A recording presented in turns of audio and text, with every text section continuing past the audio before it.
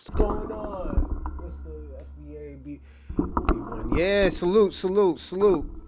Who's that? Killmonger, my hero. Salute, Killmonger. We got a good show today. It's actually a banger.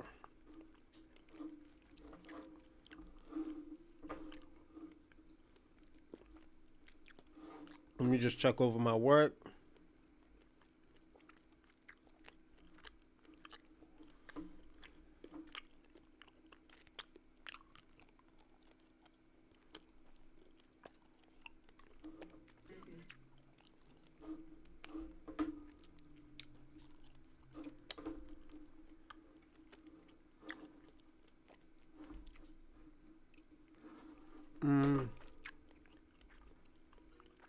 What's good, E Will? Salute.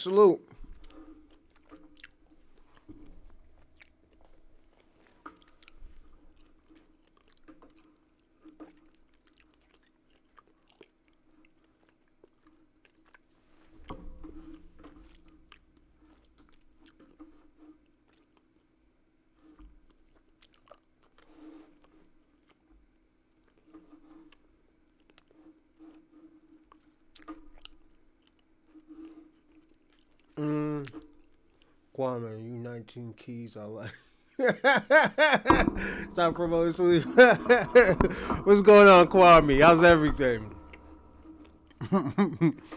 How's the top of the hour? But yo, Kwame, didn't I already tell you I was gonna clip it? I told you and I warned you I'm gonna start clipping shit. So when y'all start saying crazy shit, just know that it's gonna, I'm gonna put it back up. Just so everybody can see it. You know? See, everybody, Kwame already came on bullshit. You see that shit?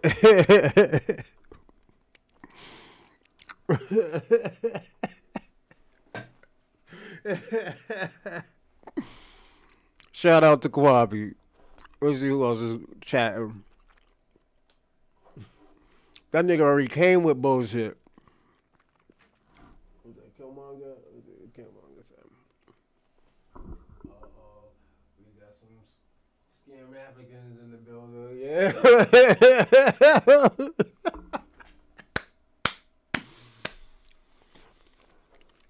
Shout out to Kwame, man. What's up, man? Yeah, scam Africans. He's gonna start calling sooner or later. Watch, everyone. That's Kwame. Oh shit. How you been, Killmonger?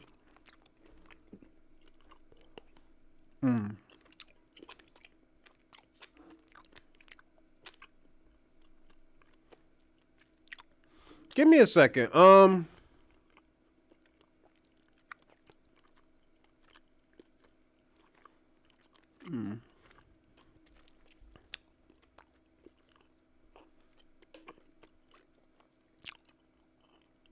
That's American Dream. I think that's I gotta figure out who that shit is. Can't complain. Okay, cool. Man, I'm happy. I'm glad y'all having a good day. I know, and the thing is, when I'm gonna say something. Killmonger, my hero. Yo, I knew Kwame's gonna like that little post that I put. That nigga was. I'm at work. Killmonger. Oh, trying to get it out here. And he said, "Oh, okay. Salute. Thank you, man." I put that shit up at like 12 or 1 o'clock in the morning when I was at work. Nigga, I'm about to get all these clients ready for the day. I see Kwame and Shabaka. Shabaka had this big ass fucking chapter talking about research, called me brother or Rosalind and everything. That nigga was on his Muslim shit. So hey yo, Kwame. Your nigga Shabaka was on that Muslim shit when brother or Rosalind, you need to do research. Yeah, my niggas was wilding out, man. Yeah, Kwame, you gotta talk to. Yeah, that shit was funny. That shit had me dying at work. One of my clients would say, what's wrong, Frederick?" Because they call me Frederick. And I'm like, nothing. I was like, one of my audience members sent me a long ass comment. Okay. Lady can't see shit anyway, so she just heard me laughing. But yeah. Yo, Kwame, you had me laughing, man. You do need to do research. You listen to dumb people who promote. Hey, yo, Kwame, at least you're entertained. Let's say this, Kwame. I know you like hypotheticals. Let's say it all is pseudo. At least you have fun on this show. Yo, Kwame, yo, you're mad funny, my man.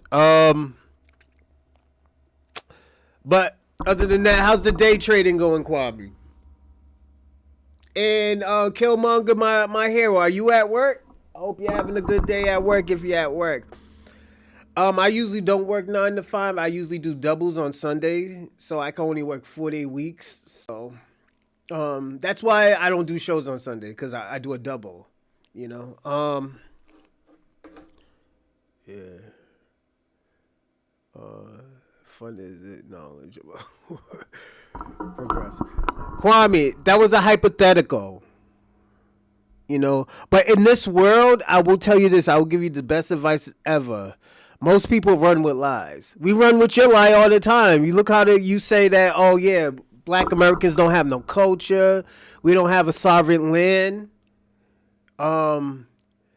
You shit talk us because we didn't sign no deal with white people. You know, I'm gonna give I'm gonna say this to all of y'all because I don't even know how many people is in here already. I'll say this 7.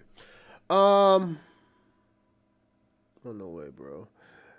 That's that good old. Oh yeah, that Amazon. I'm gonna buy a few packages because I gotta go out of town soon. So after this show I gotta go on Amazon. You know what? I'm gonna say something, Killmonger, my hero.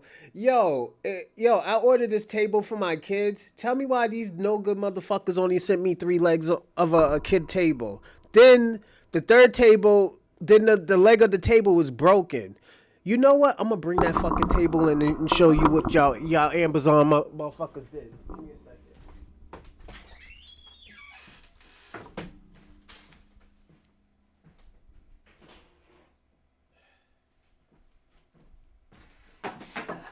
So I bought this table for my son and my daughter. They only sent me 3 legs of the table, and they sent me the shit broken right here. So these no good motherfuckers, oh yeah, we'll give you like 10% back. I was like, no, I want the fucking table. And tell me why, we can't do it. They said some weird shit, you know?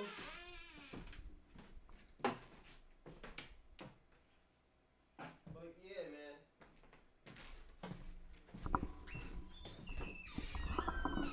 man. It was crazy.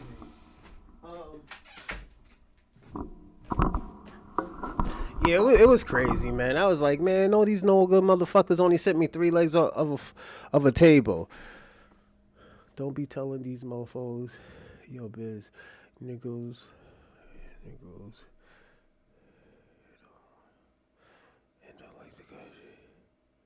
Oh no, they can run in my place, in my house. You know, I'm a gun owner, so you know, yeah, I'm a gun owner, so yeah, you run in my crib, all right? You bet, nigga.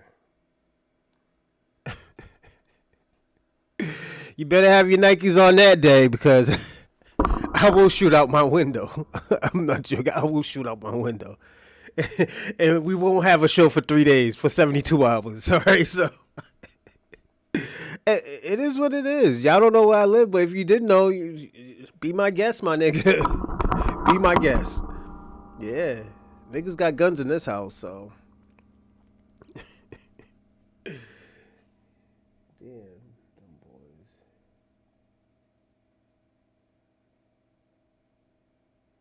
They got.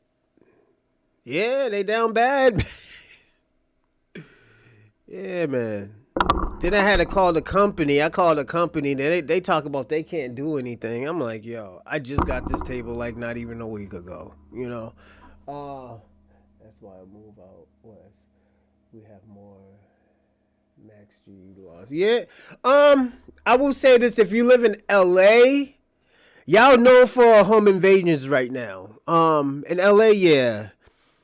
That's why I always will say I'll never move to LA. That's one of the reasons why. And their street laws, it's weird, man. Like me, I like Roscoe's and chickens and waffles and stuff like that. But if I have to have a whole bunch of security just to go get some Roscoe chicken and waffles, then I just don't need to be there, you know. Let me see what else y'all say. That's why I moved out west. We have more max G laws. Um, but yeah, Massachusetts, it's a liberal state, so I will do some time, but I got the NRA to give me my guns back. LA, Los Angeles, FBA scared of Mexicans. No, we're not scared of them. It's just it be the thing about it. Let me tell you something, Kwame, and you should know this because you're from New York.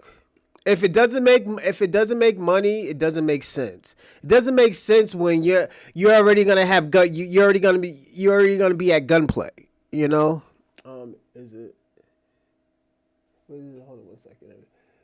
LA is a shithole. The black parts are the nicest parts. Facts. I heard that was. I heard that's true. E will too. Salute Spence 49. Salute. Um. I heard the same thing. Ewell. But I'm gonna be personally honest. I personally I have a pet peeve living near Latinos because they always have more than one car, and they always I always have to park farther because they always have, like I said, they always have more than one car. Even Caribbeans, they're starting to do that, or they just don't know how to park. And white people, they'll just take up the whole parking spot.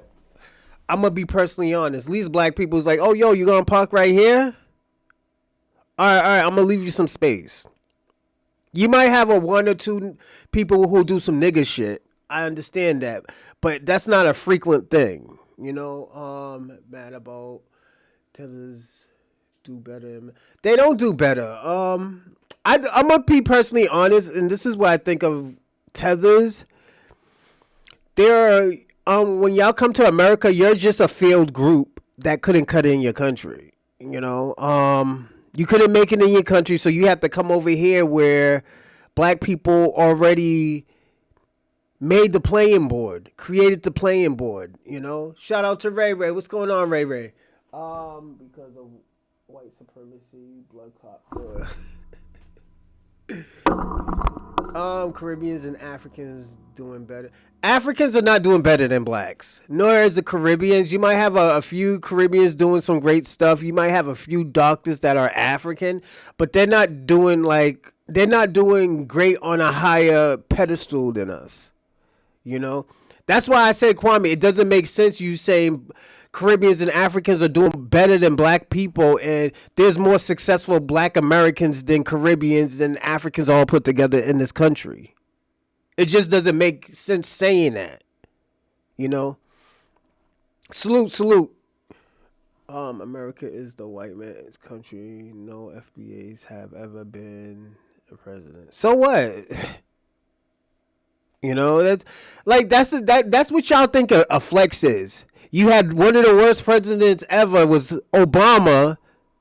You know, and y'all be on your was it LGBTQIA shit, but Obama pushed your African leader pushed same-sex laws. Yeah. This is why I'm saying y'all be trying to flex, but everything that y'all hate, he did. You know, so it just doesn't make sense to try to flex with Obama. You know? If I scoop a lady info in an African does as well. Oh, she chosen me over. Who's it? Oh, okay. Hey, that's a yeah. Be legacy. Yeah, it just That knowledge that they be using doesn't be making sense.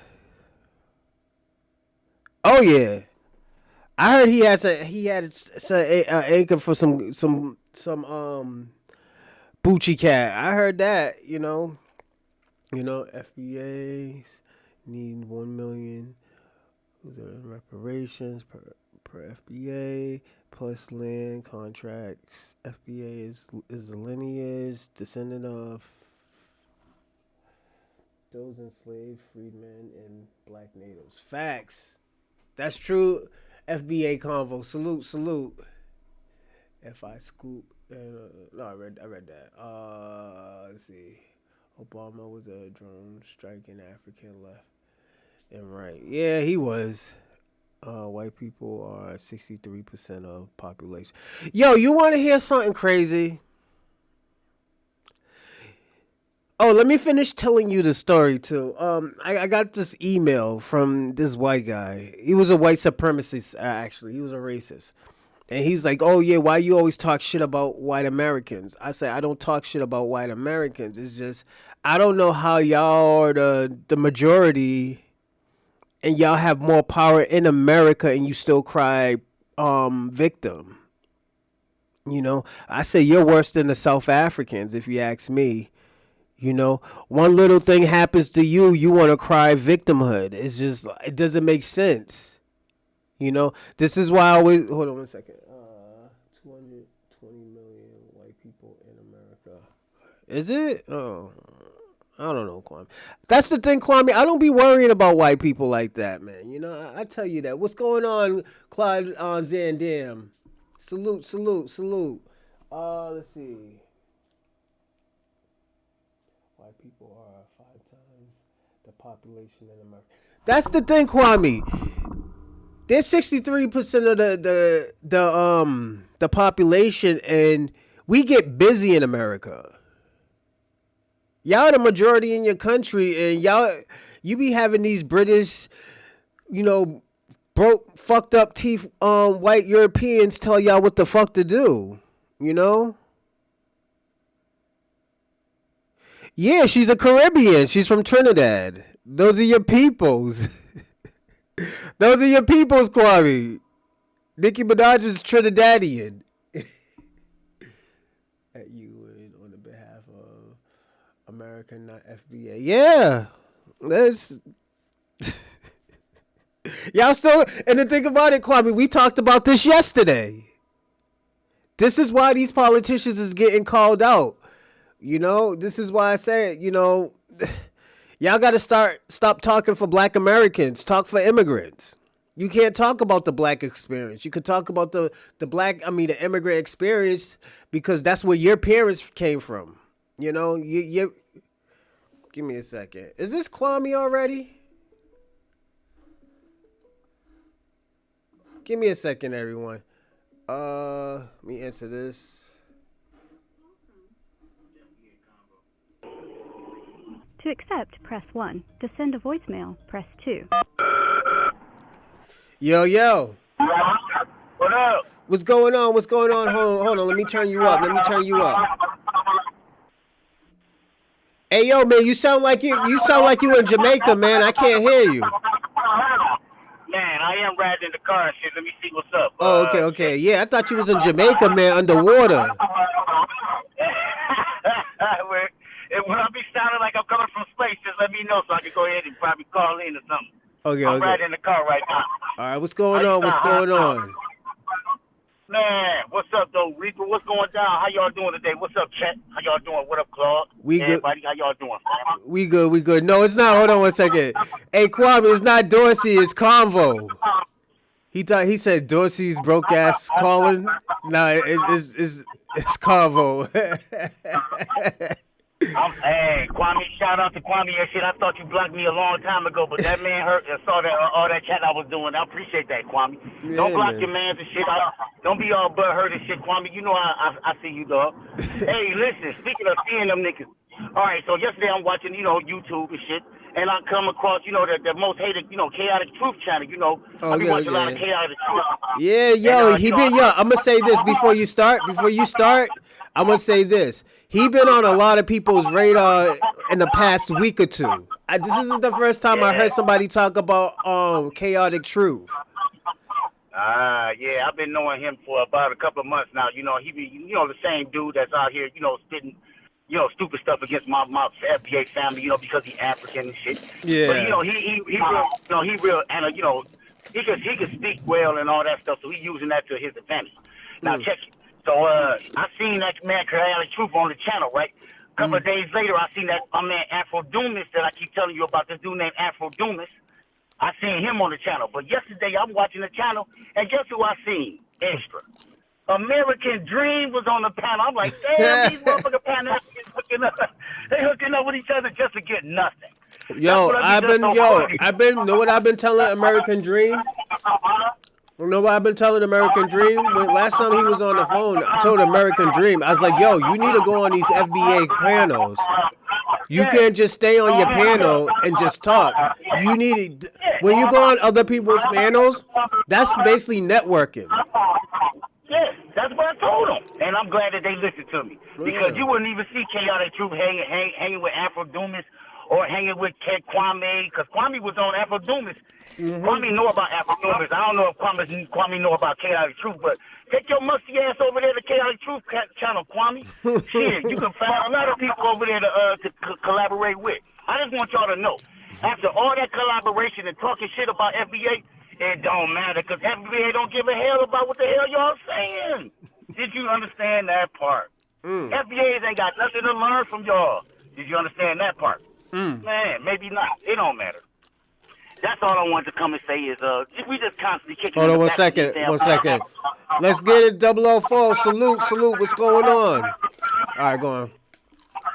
Yo, what's going down, family? Yeah. Oh yeah. All I wanted to talk about is that. And Reaper, man, you doing an excellent job and shit. Your channel about to blow up and shit. Thank you. All I request is, let me get more chances to just call in on a random. I mean, I appreciate you giving me the number. Call in on a random. Give me some time to go ahead and fly a plane and land a plane. Yeah. And also, we need enough, you know, like maybe one or two people on the same time. I think the other day I was trying to do it where Dorsey had called. I was trying to call in at the same time. Kwame had to call in or whatever, but some jumped off. So can you do two calls at one time? Yo, you know what I'm thinking about doing? I'm thinking about doing a panel. Like, I'm talking about a Zoom panel. I like that too. Just as long as we get, not too many voices, but just maybe one, two, maybe three voices at a time. You know, I hear you. All right, man. That's something to think about, definitely. But I gotta figure out how to fuck with that shit. Right. I didn't even know how to do it with this volume thing. This was just an experiment and see if it works. Yeah. So, and it worked. So I'm gonna figure something else out where we can. You know, that's why I was asking, like, yo, how do I get a panel or like a panel of phone calls? You know? Yeah. Yep. That's it, there, Reed. And then the last thing I want to say, I'm gonna land my plane. I want to see you in more FBA spaces. You know what I'm saying? When Ron and them go live, my boy Breeze Omega go live every day. Okay. Breeze Omega go live every day. So sub up the Breeze and come through and stuff. Oh, Breeze Omega? Yeah, Breeze Omega got a dog ass channel. Oh, I'll go on this channel, definitely, man. I didn't even know that, man. I personally didn't even know that. But definitely, as I always say, I always like to support people. So definitely, Breeze Omega, I will be on your show, watching your show, you know. Yep. Just go ahead and like you do when you be over there, because I was noticing that you be on cold. You know, that most of your content is good. I'll be watching the same thing. So just keep it coming and come through. You know, you about to be big time out here, but you got to expose yourself. You got to come out there and meet the people, meet other FBAs, not just the ones that just come around you. All right, cool. Because let me tell you something. I be telling, what's his name? St. Michael's at work. It's just I work overnight, so after I get off this show, I be thinking about other shows that I could create the next day. Yeah. So right now, like, say we just finished a show. I'll go pick up my kids and stuff like that, get them something to eat, get them situated. Then I'll start creating, like, yo, damn, what should we talk about this time? I do be listening to everybody, but sometimes y'all don't be live. Sometimes I'll be taking a nap or getting some sleep. But the thing about it, I'll start to look because what I do, I'm starting to schedule my stuff now, like a day in advance, saying, okay, we're going to talk about this, we're going to talk about that, you know. Yep, yep, yep. So Yeah, man, that you got a good show. You ain't got to worry about topics. Topics, they make themselves. All you got to do is look at a few videos and see what they own today. What they yeah. own today, they talking about the Latinos and if they messed up and what they vote. Of course they did. We ain't got to talk about that. But hey, Yeah. I got your back on everything on stuff. I said what I need to say. Hey, let's get some other people to call in. And if y'all need the number, just email my boy Rosho. He will give you the number and call in and let's hear your voice. I Yeah. appreciate all of y'all. Let me land my plane. I'm out of here. Peace. Salute. What's going on? Oh, we are, yeah. Hey, man, everybody. Salute to everybody who just jumped on. What's going on? But yeah, I didn't know Omega Breeze had a show. Definitely, I'll be watching your show. You know me, I always need something to watch. And that's what I always tell people I do that. Like, my schedule, it's crazy. You know, that's why I be like, St. Michael's don't think I got a fucking job. I live with my parents. No, nigga, I can't live with my parents, you know? I like my own space, and I got kids out here, man. Come on. This nigga crazy. But he's just trolling, you know? It's cool. I like to troll. But, yeah, definitely I'll jump on some more panels and stuff and see what's popping off with everybody else, you know? So, yeah, I'll do that. Yeah, that sounds dope. Let me see. Claude, we should team from... yeah, that sounds like a dope idea. I'm gonna try something, all right? And this is what I'm gonna do. I gotta make another scene, and I'm just gonna have one for phones and what you call it? Phones and when y'all call. So salute to everybody who's giving me these great ideas. I will try it. This is why I always tell people about donations and stuff. When you'll give me ideas and stuff like that, I'm gonna try to execute it to see if it works, you know, or if it fits, you know. So it's like I said, this is a great thing that everybody's doing. This is why I always tell people all the time, and I'm very stern about this. Even though I was fucking around with Shabaka yesterday, he got all scared and got emotional. I don't need to go on your show. And I was just joking with you, Shabaka. Jesus Christ. But yeah. But yeah, it just, as I said, I don't like to block people because at the end of the day, you should still have an opinion, you know? And your opinion won't be always the same as mine. There's some FBAs that will be chatting. I'll be like, nah, I don't agree with that, but I understand where you're coming from. It don't mean I have to agree with you. It's just, you know, it's sometimes we're supposed to disagree. Like, yo, you want to hear something funny? I was watching the Tariq Nasheed show. So hold on, let me find out what show what episode it was. So Tariq Nasheed was talking about somebody called him and said, "Yo, what is this thing? Hold on, let me see if I can find it. What is the thing where a transgender being the first lady of FBA?" So hold on, let me see who it was. Let me see if I can find it, and I'll tell you who it is. I actually know who it was. You know. Let me see. Oh, man. Why am I having a hard time finding this shit? This video, yada, yada. Give me a second, everyone. Right there. No, view.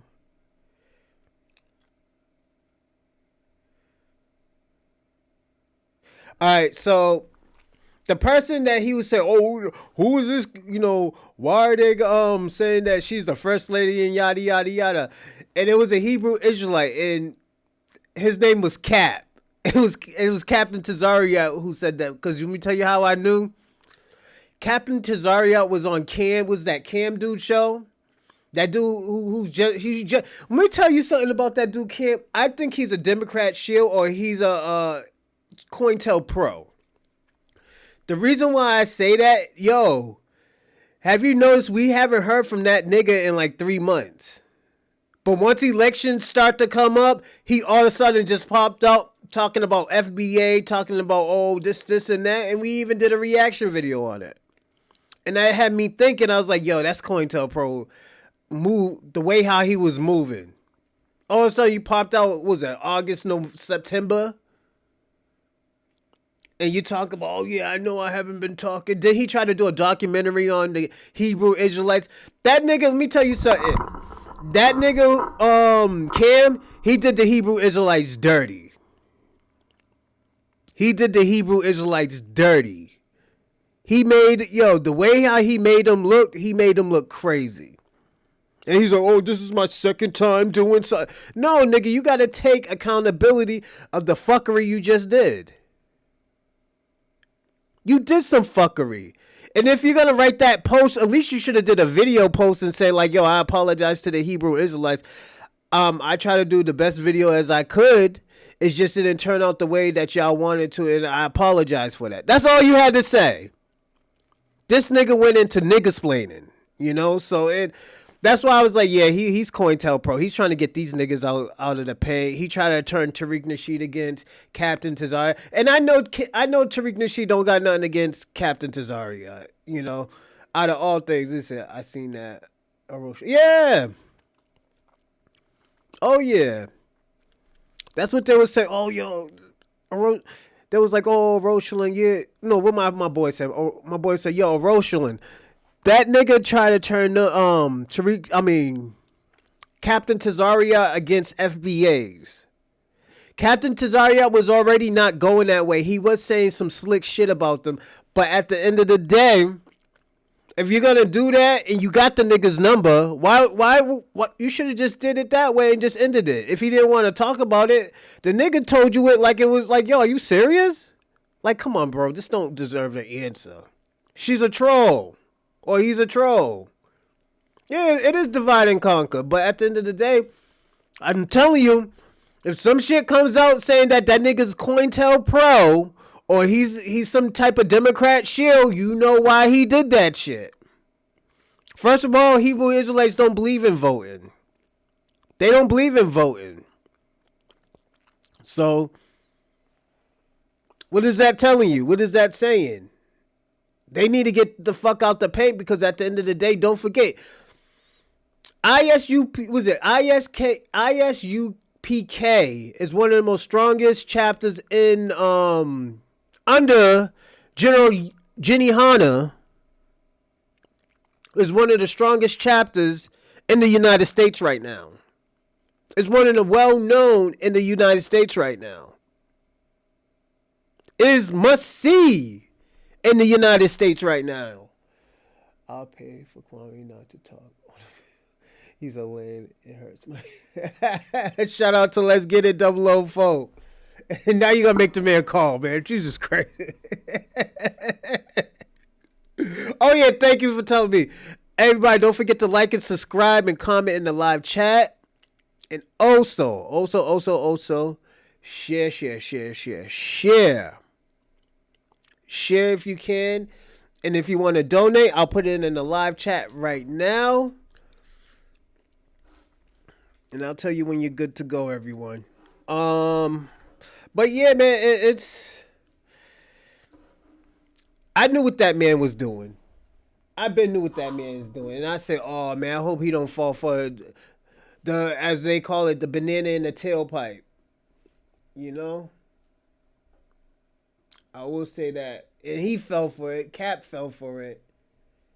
You know? And I know it's about, content and stuff. And I wouldn't even say their content is going dry. It's just sometimes there's no shit to talk about. You might need to take a break or something. Sell some more of the shea butter cream and stuff, let me see what we say. Let's get it. Hurt my ears. Oh, that's me. See, Shabaka said. What is it? No, Ray said. Oh, Ray, you deleted it?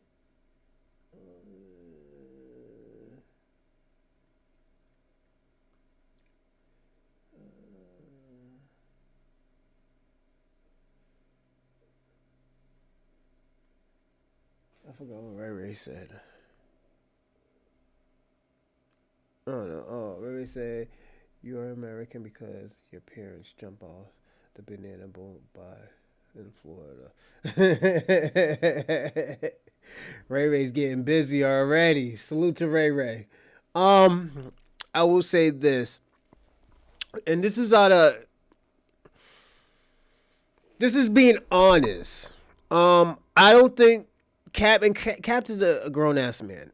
Cap should have never fell for that shit. He fell twice for it. He fell twice for even calling Tariq Nasheed on that, because Tariq Nasheed should have never had to answer that shit. You should already know that.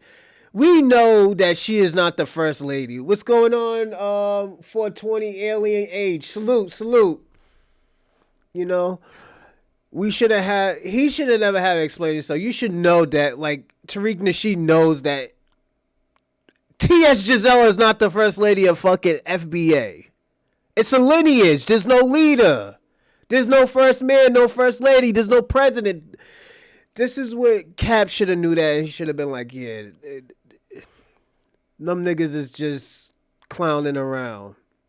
You know, it just looked like you're reaching and trying to look for content. You know?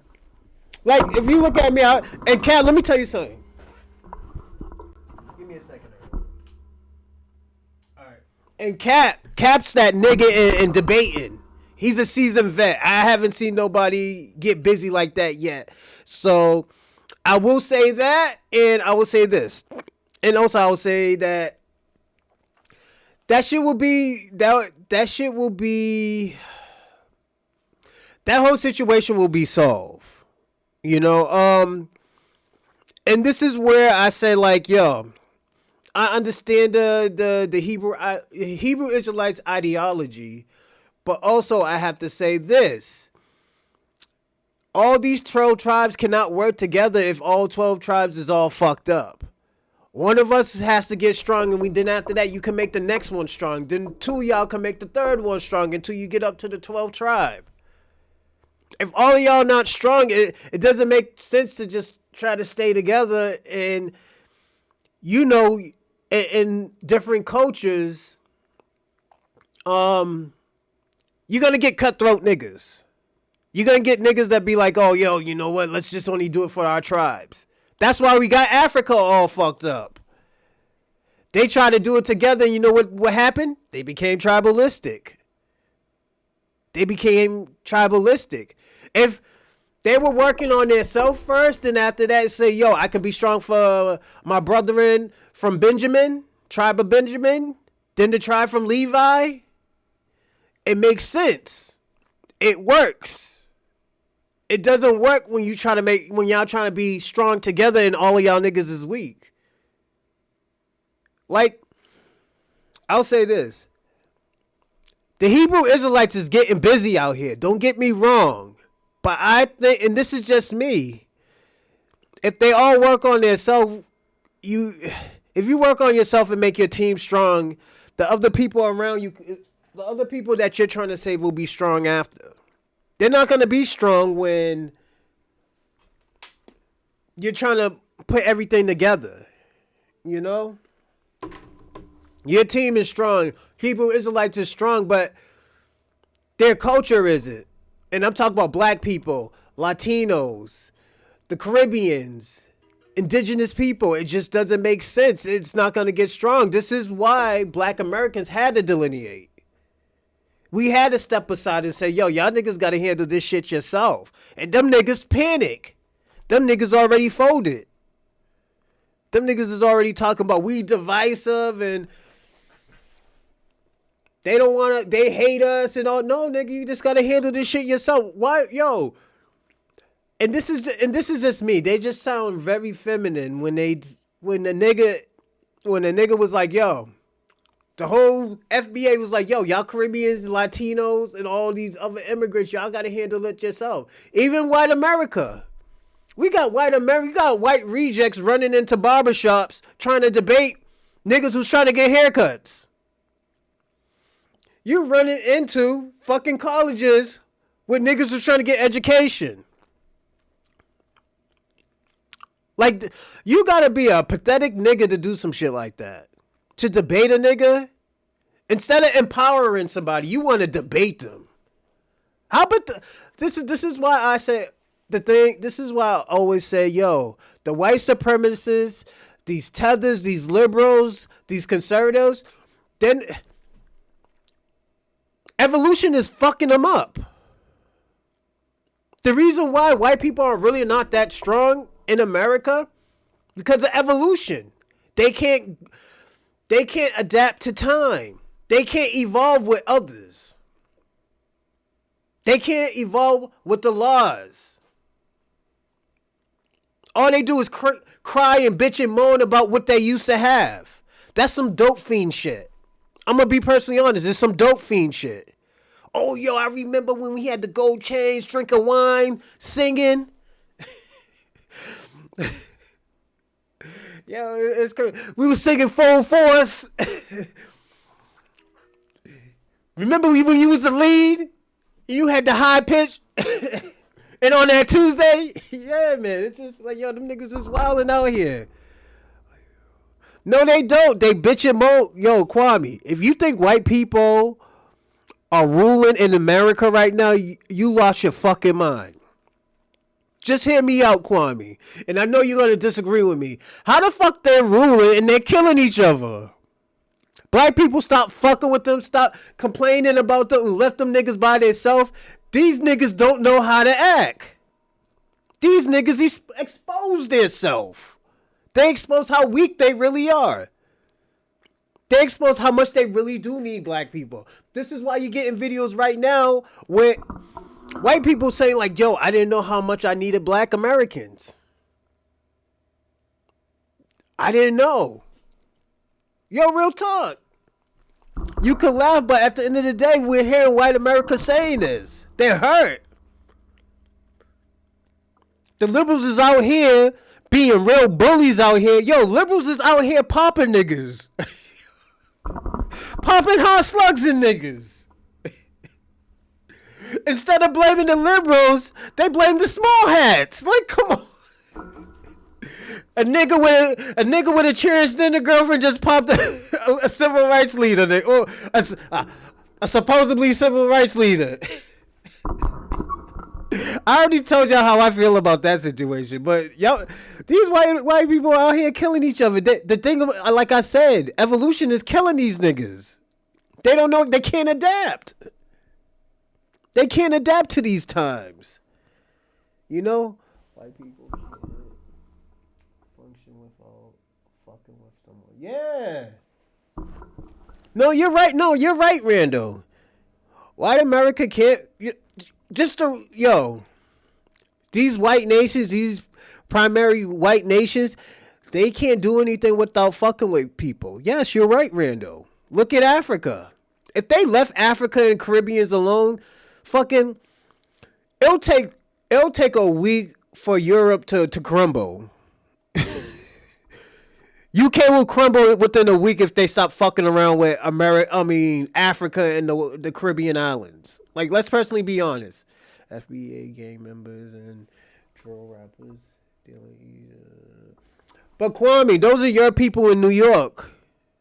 Those are your people in New York. Yes. Those are all Caribbean backgrounds. Even in Boston, those are Cape Verdeans doing that shit. That ain't black Americans killing each other over some drill music. Nah. You might have a few, because I have a few people in the projects that do that shit. And I say, yo, that shit is stupid. You know, you look goofy. You know? Yeah, the shower posse. Y'all been, and the thing about it, y'all was killing people over politics. Y'all was Tyler Robinson before Tyler Robinson. So, just remember that, Kwame. Don't say nothing goofy, Kwame. You know I'm gonna clip it. You know I'm gonna clip that electric slide shit that you said. So Kwame's gonna hate me for that when I clip it. Kwame said, Kwame, what you said? You said electric slide came from the Jamaicans. He created the electric slide, and we found out it was a white man from New York.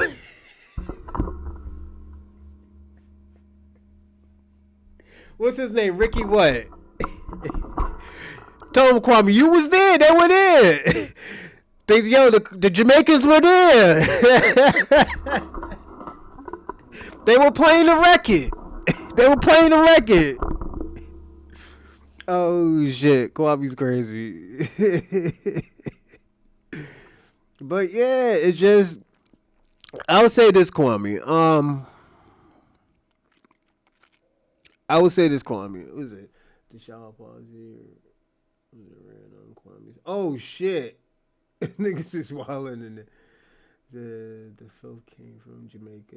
It's well documented. Yeah, it did. The tribalistic shit did come from Jamaica, yeah. The white man power is collapsing because they can no longer bully other nations. Shabaka, what the fuck are you talking about? You on that Oscar Mayer shit again, man? Jesus Christ. The boogie woogie. Yeah, he's crazy. I think Kwame shave his bussy. Oh shit. Damn nigga Kwame, they getting at you in the live chat. Oh shit. Let's see. Just a culture of intellectual theft and buckling. If I said that right, yeah. Yeah, they're thieving, stealing and thieving as they always do. As I always tell people, I'm not surprised. Let me see. Give me a second, everyone. Yeah, man. Yo, y'all want to hear something?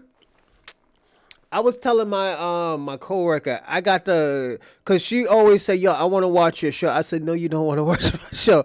I said, I got one of the most lit live chats probably in Boston. One of the littest live chats. And all y'all come from everywhere. And that's super dope. I always tell y'all and I always salute y'all for that. Y'all the livest and lit in the live chat always. You know? And y'all do that shit on a daily basis. Y'all should give yourself more credit because at the end of the day, I would say this, especially to FBA, in 2025, we're making history. We're making history right now. We're making niggas crash out. The thing about, we don't have to talk to make niggas crash out. We just all we have to say, we're not helping. We want to delineate. Once we said we want to delineate, niggas went crazy. We was a kata. We was slave. We were fucking, sharecroppers. We was everything in the fucking book. We were everything in the book. And 7 out of 10, there was a Democrat shield. Like I said, these people can't adapt with time. They can't move with evolution. This is an evolution that's happening right now. Things that we are doing is evolving. I was just out in Fitchburg for a tournament. Didn't see any tethers. ISIS on y'all asses. Yeah. Fitchburg, Massachusetts. If you was in Fitchburg, Massachusetts, oh yeah, they're gonna get them niggas. Fitchburg, Worcester, Springfield, yeah, they're running down on them. Oh yeah, in front of white people too. Pushing white people. ISIS pushing white people out the way. It's like, yo, get the fuck out the way, yo. Strong arming these like Venezuelans, yo. A lot of these niggas is getting, packed out. Put it this way. Where I live at, I've been seeing a lot of Spanish folks get packed out. Some Spanish guy up the street got packed out by like 15 ICE. I drove by there twice. I'm like, hold on, is that ICE or is that a raid? No, it was ICE. That shit was ICE. Had the mask on it. I was like, oh shit. I got my foot, and that flag right there, I got that in my car. So you already know. I'm the wrong nigga. Hold on, give me a second. Yeah, that shit be happening, man. But let me ask y'all a question. It's cruising.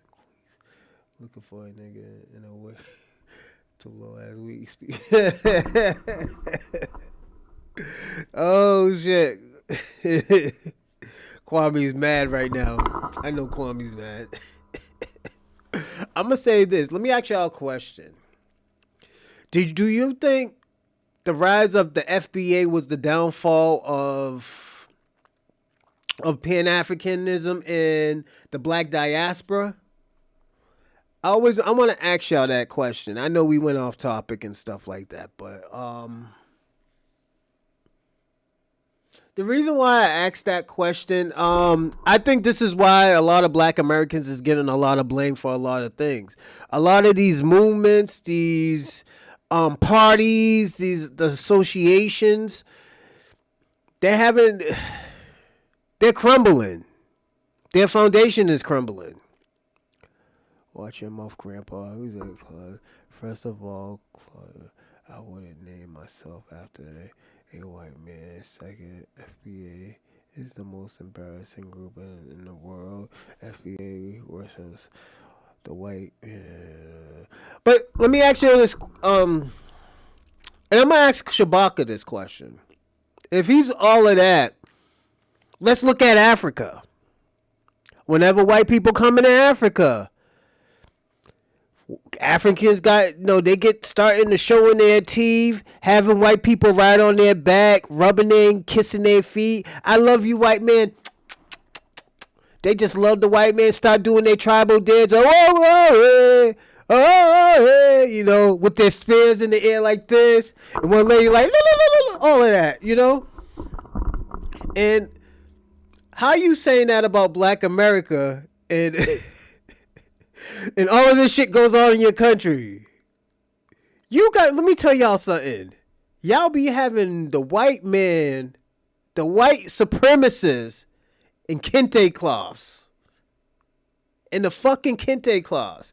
This is why I always tell people all the time, Du Plessis from South Africa, that's the real king of Africa. Du Plessis, a Dutchman in South Africa, is the real king of Africa. Y'all been trying to get these white people out y'all country. Them niggas haven't moved a bit. Them niggas is like, yo, Trump was like this. He was like, yo, if y'all want to come to America, y'all could come to America. Only 57 people went from South Africa to America, and then 2 weeks after, one of them South Africans end up killing their wives. The fuck? They just know in South Africa, they can't do that same bullshit that they do in America, beating the shit out of you Africans and stuff like that. No, they can't do that in there. We seen what happened yesterday with the Chinaman beating the brakes off a Kenyan, so why the fuck? This is why I say, how do y'all say all this stuff? Shabaka, it doesn't look like they're growing. It looks like they're in desperate times right now. They are desperate right now, Shabaka. Like it is. Matumbo. Okay, Matumbo. Yeah, Shabaka Matumbo. It just. This is what we're seeing in Africa, Shabaka. Africa doesn't have a good look. They don't have a good look. Everything about Africa is fucked up. Everything in Africa, them niggas are shitting in the streets and in oceans and throwing trash in the oceans. They don't give a fuck about Africa. They just want to leave and come to America or Australia or Europe. Like, how do y'all run away from the white supremacists in your town and go to their home? Like, it just doesn't make sense. Then you talk about black Americans is this, black Americans is that. But we don't see black Americans running off. We don't see black Americans running off in collective 100,000s. We don't see them running off from every fucking state. No, it's no. All y'all, let me tell y'all something. Within 5 states, you got every person from every person from any of those African countries is in 3 of those states. We could say that's how bad it is right now. It's just y'all don't want to fight. Y'all niggas is lazy. Pan-Africans, they're lazy. Now let's ask the question: what have they done for Jamaica? They're in tough times right now. What has Pan-Africans done for Jamaica? We already heard what Buju said about Jamaica. I mean, these Pan-Africans and these Jamaicans. He said, y'all niggas ain't worth shit.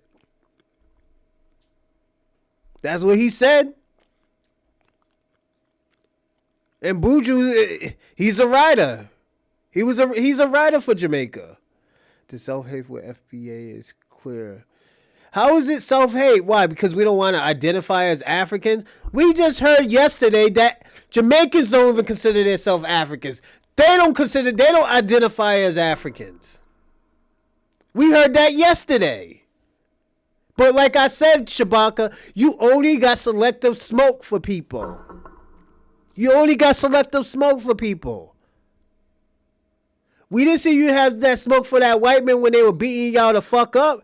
We didn't see you have smoke for that Chinaman when he was breaking his bamboo in that Kenyan's ass. We didn't see no Pan-Africans. We didn't see you say, oh, stop this type of hatred. We didn't see you have that hatred when them Chinese people in China was giving fucking ISO speed cotton and watermelon and calling him, saying that they're nigger killers. You got selective outrage. And this is why niggas want to delineate and niggas don't want to fuck with Pan-Africanism. This is why your movement is dying. Like, let's personally be honest. Your movement is dying, Shabaka. You could say, oh yeah, tens of thousands of people are moving to Africa, but you got to look at it. They're going to come right the fuck back. They're not going to stay down there. They can't stay down there.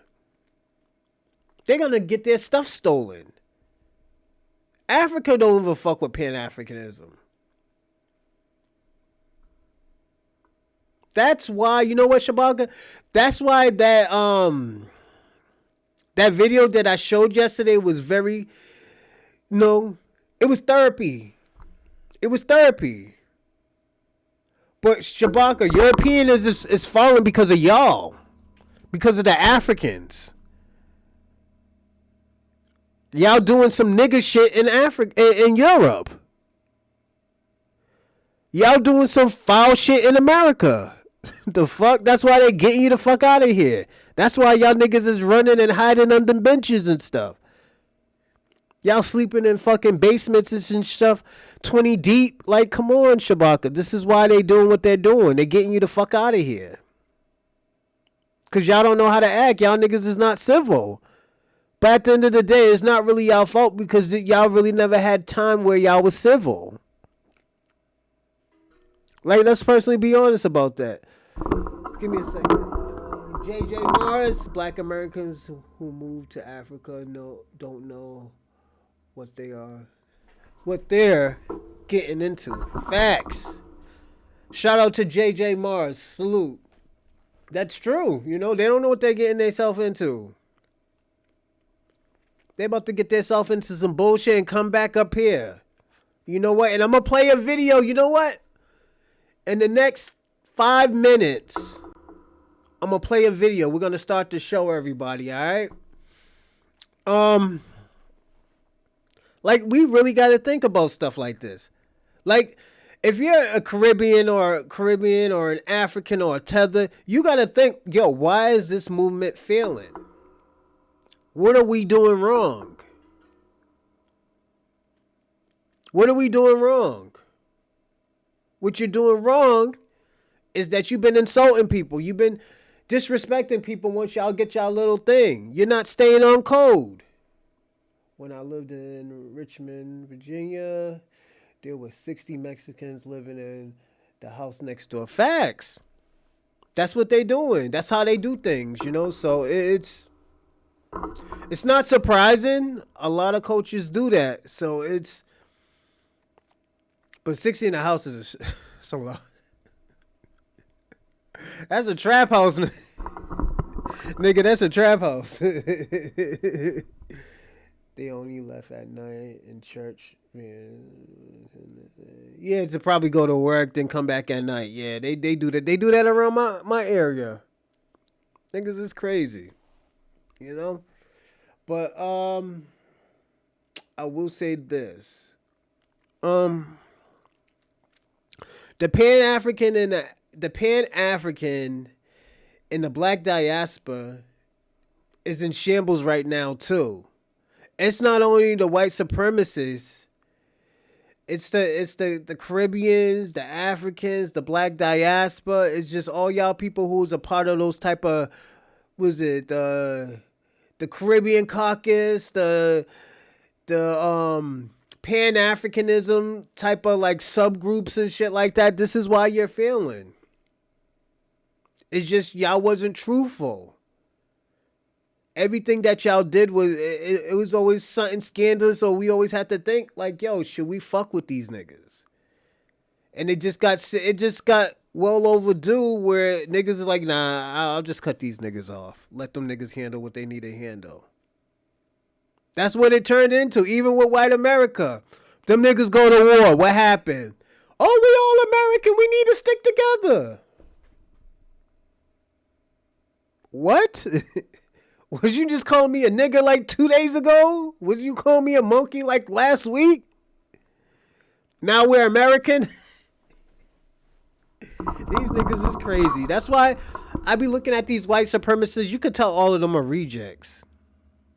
They don't get... Let me tell you something. You over here crying about black people, and all you need... Man, you should be out here getting your dick sucked, getting fucked, you know... The whole 9 yards, even these bitches. You know, most of these white girls is hoes anyways, you know? They like to suck and fuck and do anal and all that other stuff and come on their face and, yo, this, nigga. I don't think taking something too far is the word, you know? It's like, yo, spit in my face, like, yo, what the fuck? What type of Eastern European country you came from, bitch? You know, like, what the fuck? Spit in your face? Call me a mayonnaise bitch. Like, yo, what the fuck?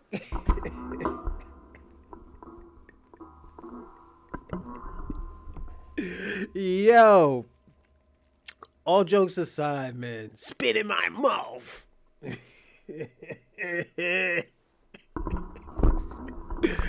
Yo, I have seen, yeah, I met some wild ass white women before, especially at Northeastern. Them white women are crazy. The Wellesley College, the shit, I guess, I don't think it's an all girls school. It used to be an all girls school that was when I was over there partying. It was an all girls school. Them bitches is crazy too. You fucking two at the same time. Them bitches is thirsty out there. All they want to do is fuck because they see bitches all day. So the ugliest nigga that they see, nigga, they make the nigga look like he's like Tyson Beckford or Nigel or something. You know, the most ugliest niggas get in box over there at Wellesley. They're not used to seeing good dick and good looking men. I'm being personally honest. I was having 3-ways over there with bitches and stuff, you know? Bitches is out there kissing each other, drunk. Yeah, man. Yo, I'm gonna tell y'all a story what happened to me in Wellesley College. I was partying at Wellesley College one day, and I guess I forgot who called me. Somebody called me, and I walked out the party. I was partying with this Asian girl I think she was from New Jersey. It was a person I used to hang out with. He was Nigerian too, so you know he wasn't supposed to be trusted. You can't trust that nigga. I'll tell you another story about him. But I guess she was going through a hard time because her and the dude broke up.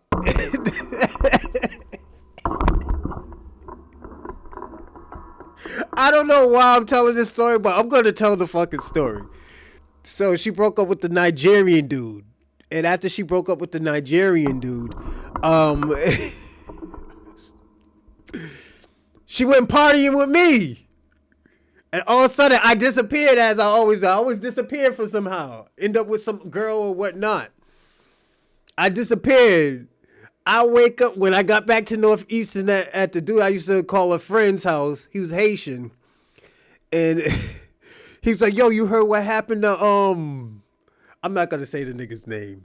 We're gonna call him E. Yo, you heard what happened to E? What happened to E? Yo, the girl he was fucking with, this Chinese girl he was fucking with, ended up sleeping with somebody from Harvard. And, oh, thanks, Convo. Thanks, Convo. Yeah, please like and subscribe. What's going on, Rich? So he was like, yo. And I was like, yo, what happened? He's like, yo, the girl he was talking to that he was with for a whole year, she ended up sleeping with the dude from Harvard. I was like, what? Yo, get out of here. She was like, yo, she was partying with somebody. I was like, yeah, she was partying with me last time. I was getting her drunk and I disappeared. Shout out to Jay Locks. Thank you for the follow. Salute. Thanks, player. And so after that, yeah, she ended up sleeping with him. So the Nigerian dude asked the Chinese girl, did he have a bigger dick than him? And she said yes.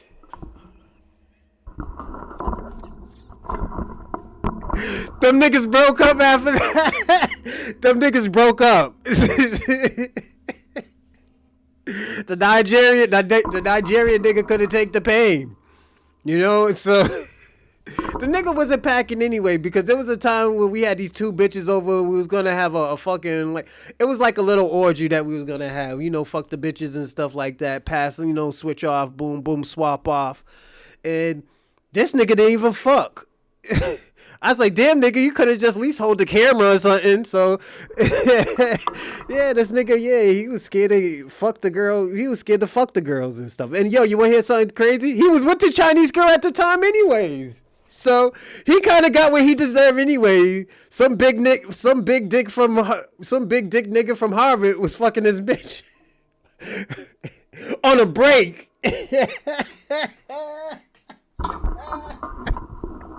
That nigga's feelings is hurt. Now he's married to some little high yellow bitch in Atlanta. So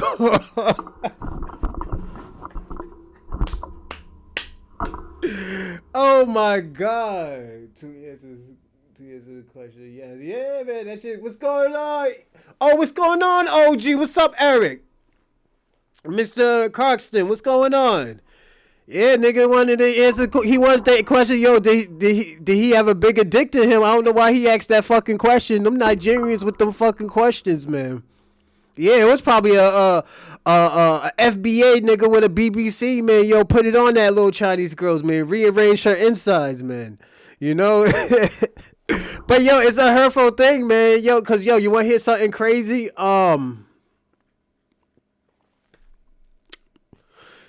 There was a situation with Shabaka. He crashed out on me, Dorsey, Charlie Shaw, because we asked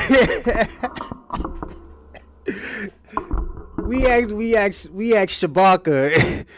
I was like, yo, Shabaka, does your girl, like, cause we were talking about, like, damn, nigga, you need some honey pads. Like, nigga, why you so mad, man? I was like, yo, you should be like, yo, be fucking your wife, my nigga. You fucking around yelling at me, acting like you're mad. I was like, yo, man. Let me ask you a question, Shabaka. I was like, have your wife ever said, like, damn, man, like, yo, your dick is too big tonight. Your dick's too big, man. Like, yo, what's going on? And he said no. And we was like, yo, oh, what's going on? Oh, yeah, nothing, man. Chilling. A long time no see, man. How's everything, Mr. Eric? And salute, man. But he was like, yo. And this nigga was like, no, my wife never said that. I was like, yo, have you ever thought maybe your dick ain't that big, you know, and your wife is just settled?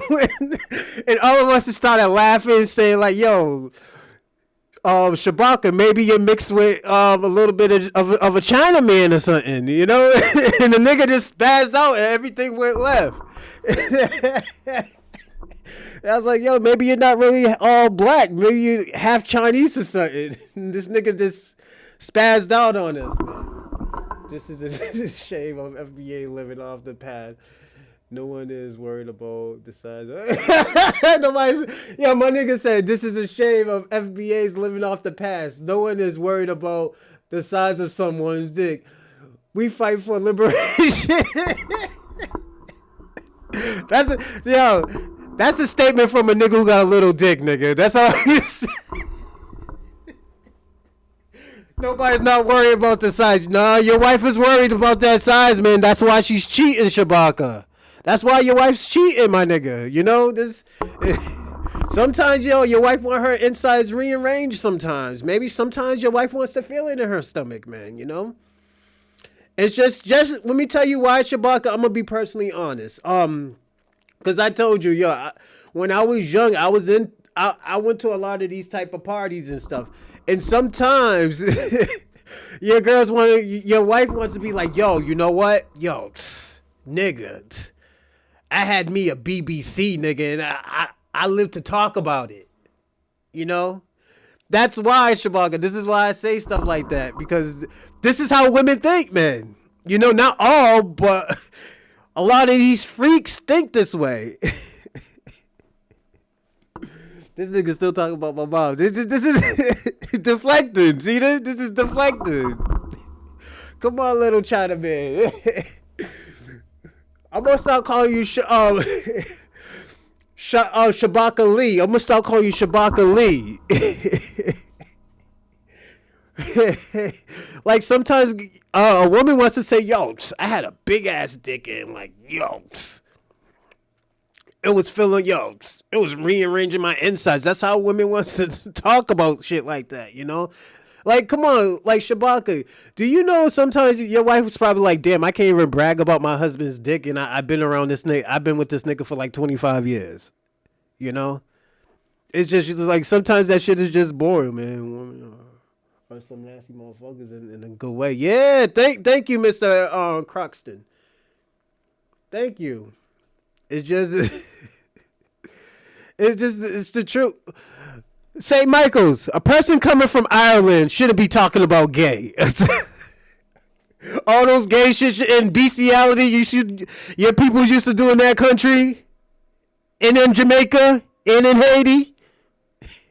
Don't forget, your people was a part of those buck breaking situations and scenarios. So I think you want to cool down on that one. All this stuff, yeah, but that's what women be thinking, Shabaka, man. Like, it's probably hard to handle it. I mean, hard to hear shit like that because, nigga. That's what women want to talk about. You think, I'm being personally honest. Your wife probably wants to want to brag about your stuff. Like, damn, man, I only could go one round with this motherfucker because shit was fucking huge. It was killing me. Then like that. That's like let me tell you something, Shabaka. That's a badge of honor for women. Like, my husband was killing me, man. He brought me to Pound Town, you know. But they probably say it in a respectful way or around their girls. So now they girls want to know what you working with. It's just personally honest. Yeah, it's personally honest, Shabaka. I'll be personally honest with you.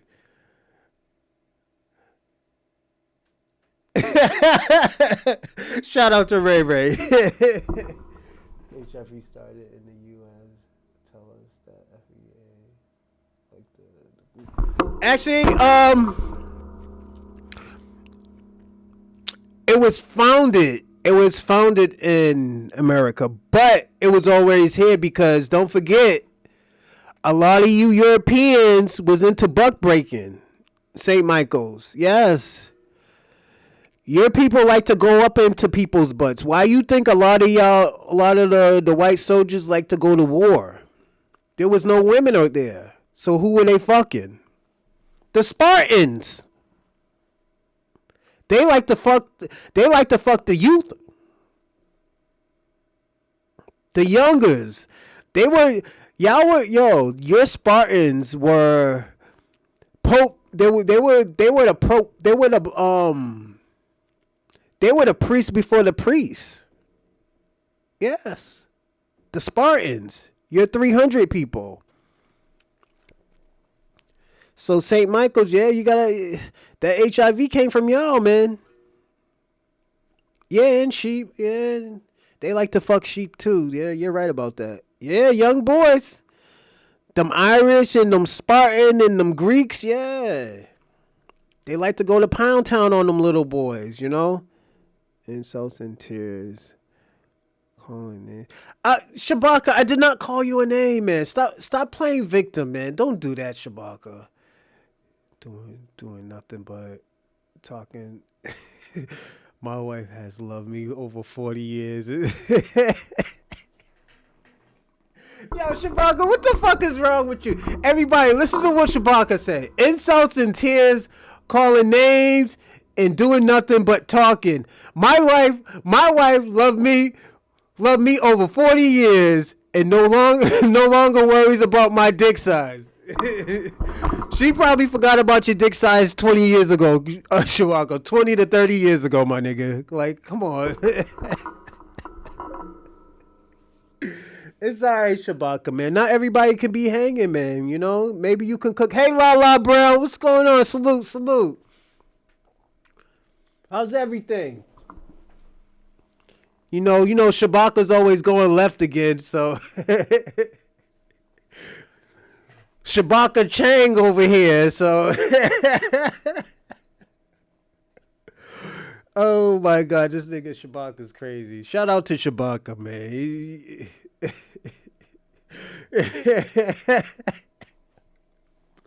But anyways, let's get into the show, man. And I'm gonna start off with welcome and good morning to the Bronze Reaper Podcast. I'm your host, Rosalind Perkins. How's everyone doing? I hope everyone's doing good. I hope you liked and subscribe and also comment in the live chat and in just regular comments. And also, if you want to give donations, I will put it in the live chat right now. And let me see. Wait, that's one.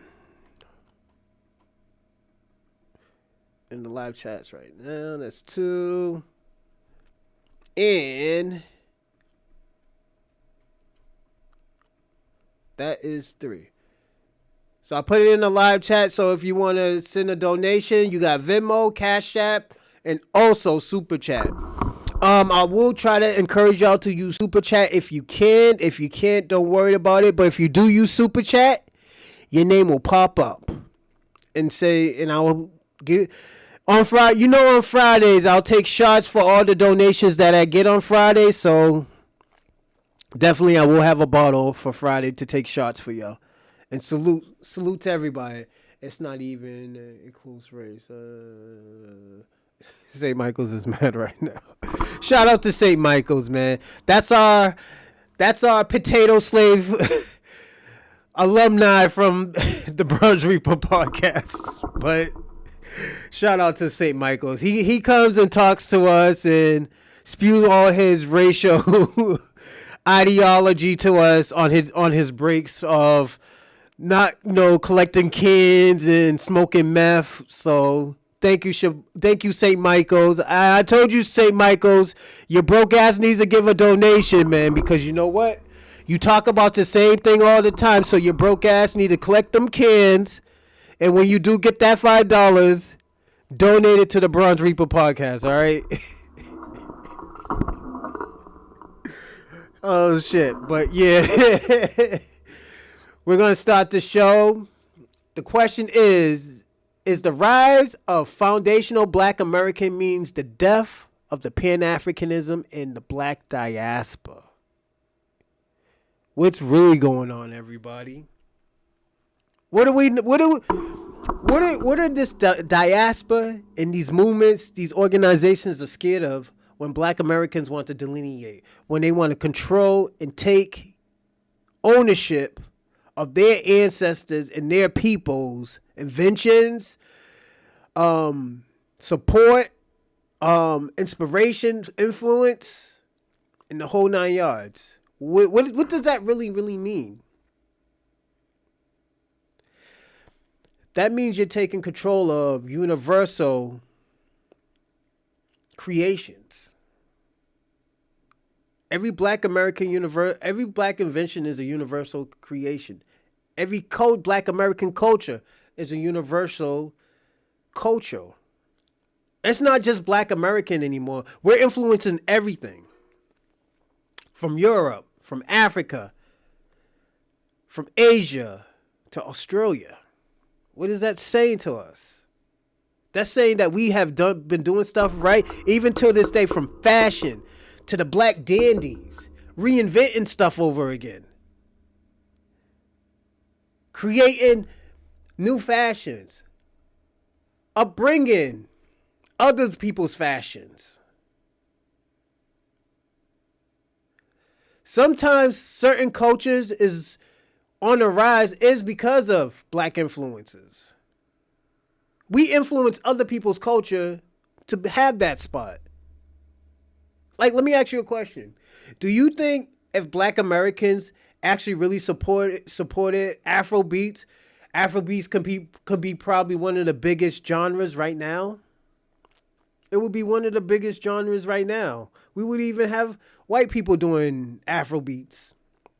We got white people doing reggae, dancehall. But this is the thing we're talking about. This is the things that we do. This is how motivated, influential we are. Entertaining. We are very entertaining. Now we got to ask the question: what has these other cultures have done for the universe, have done for other countries, have done for other people other than themselves? These are the questions that we should be asking. We already know we created everything, but other than us creating, who else created? Who else paid their dues to all the inventions that they have created? These are questions that we really need to be asking these other diasporas. What have you done for us lately to say that, yo, you know what, you could latch on and parasite to our culture and our inventions and our success? How have you helped foundational black Americans? What have you given to black Americans? These are the things that we need to talk about. Like,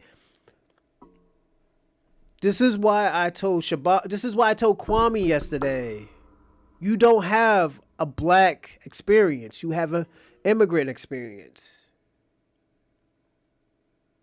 You have an immigrant's experience because at the end of the day, you don't know how to feel. You don't know how it feels to say like, yo, my ancestors created this whole damn country, and this is why this country's popping. And shout out to Jamaica. Jamaica's cool and stuff for tourism and eating foods, but how many of those people really have became successful in their own country?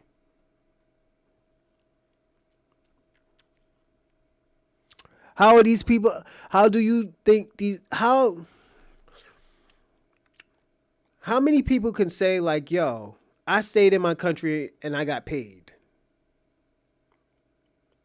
My country helped me get paid. Everything I got from my country is why I'm paid. But yeah. Shout out to Mr. Croxton. Thanks for the donation. Salute. But yeah, these are the things that we should be asking. Have y'all created something? Yes. But if y'all created something by your own self without no type of black Americans helping or no black components, that's something to be proud of. Y'all do have culture, but at the end of the day, why don't you show it? Why do you have to show black American culture? Why do you have to show black inventions? Why do you have to latch on? Like, and I'm going to say this, a lot of these immigrant countries are being exposed. Sound like Irish to me. Yeah. Siblings, pilling, have the same father. And not even knowing they have the same father. What the fuck is... Give me a second. Due to the high rate of fatherless... I'll say this, St. Michael's. A lot of black people don't really come from fatherless homes. It's just maybe they're not married. Maybe they're not married. or maybe they don't stay in that house, but they see their kids every day. The statistic you're not talking about is how many black fathers are really there. There's more black fathers there than any other race. Let me ask you a question, St. Michael's. Why do you think your white women latch on to black men? They know that the father's gonna be there. It's not only for dick, it's just also because black people can be nurturing, but in a fatherly way. They do what fathers are supposed to be there. They're supposed to be there for the event. They're supposed to be there like, yo, son, you did a great job. Give their son a hug. Yeah, you did a good job, son. Oh, you need to work on this, son. We're going to work on this later on. Why you think most athletes, that father was there, they're probably one of the greatest. Steph Curry's father always been there, and he was a basketball player. LeBron James has been there for his sons. LeVar Ball, every step of the way, he even went overseas with his son. Like, why don't you talk about that, St. Michael's? You talk about the top 5 or top 10 raggediest niggas that don't want to be there or is having a problem with their children's mother. Like, you don't talk about that. You talk about hypotheticals. That's the difference between me and you. If it happens, it happens. But with black American men, it happens on a rare occasion. You know? No. Those are white supremacy studies. Those are white supremacy talking points. Again, you don't talk about who is there more for their kids, and it will tell you black American men. Not Caribbean, not African, but black American men. Black fathers. I'm just being personally honest. Black fathers. And the reason why I say black fathers is because we're the ones who are really there more. Most of these Caribbeans and Africans, they leave their kids in their country. They put them on their farming service places. They'll send them to another family to take care of their children. You don't talk about that. What's going on, DJ X1? Salute. So you can't shit on black men, and you're not telling the whole statistics where they're saying black men take care of their kids more than any other race. Like, let me tell you something. With me, I'm with my kids 80% of the day. 80% of the time. If they're not at school, they're with me. So that's telling you something. While I'm out here writing and stuff right here, I'm still taking care of my kids. So you can't say that, St. Michael's. Again, St. Michael's, did you hear what I said? I'm with my kids, both of my kids, 80% of the time. That's telling you something. So remember that. I told y'all he's a graper. They are usually closet homosexual. Yeah. Hey, St. Michael's, are you a graper? Let's see if you're going to tell the truth. No, he's a father first. He took care of his kids first. St. Michael's, are you a graper? Are you with that reject group? Them losers who don't get pussy, but fuck each other? Yeah, you heard about Nick Fuentes getting head from another guy, and he's a virgin. What's going on, Official C? What's going on? Shalom.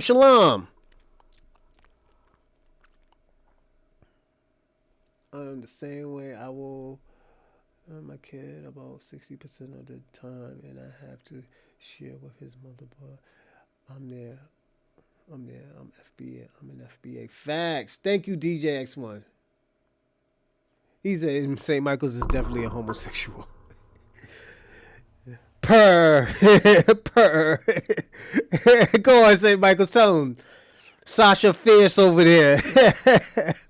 Or Potato Fierce. Shout out to St. Michael's.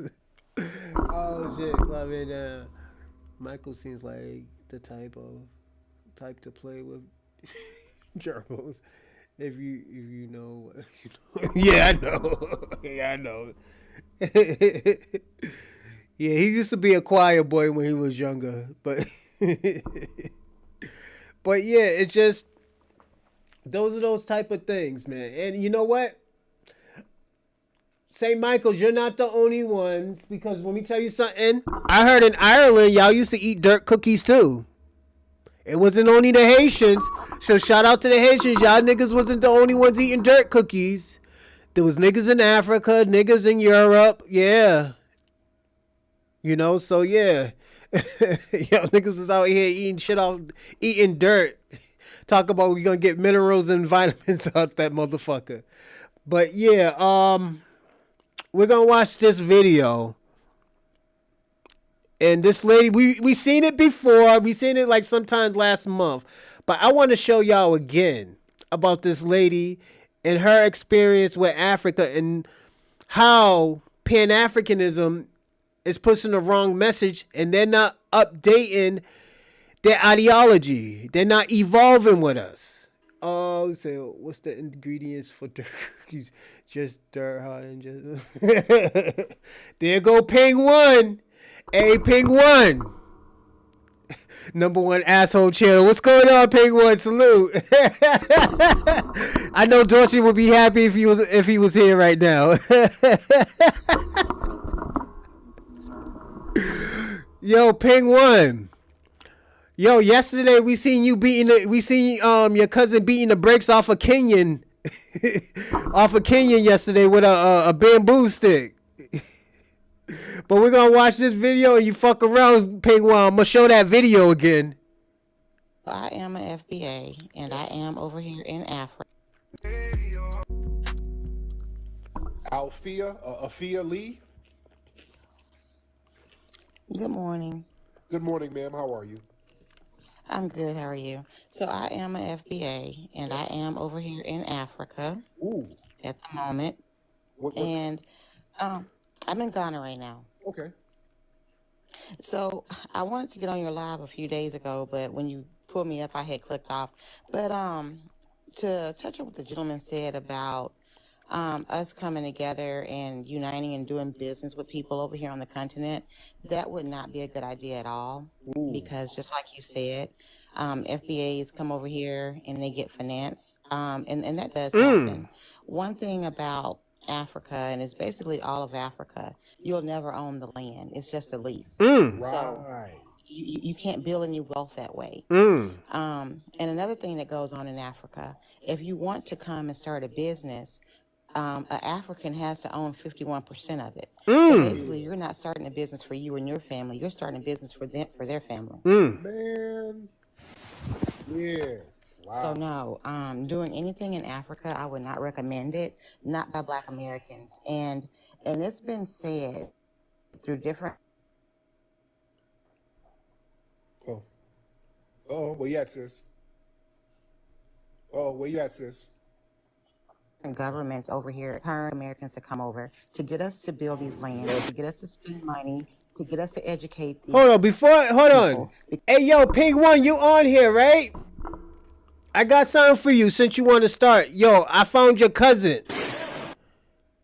And I want to show you what your cousins and what your people are doing in Africa right now. We seen it yesterday.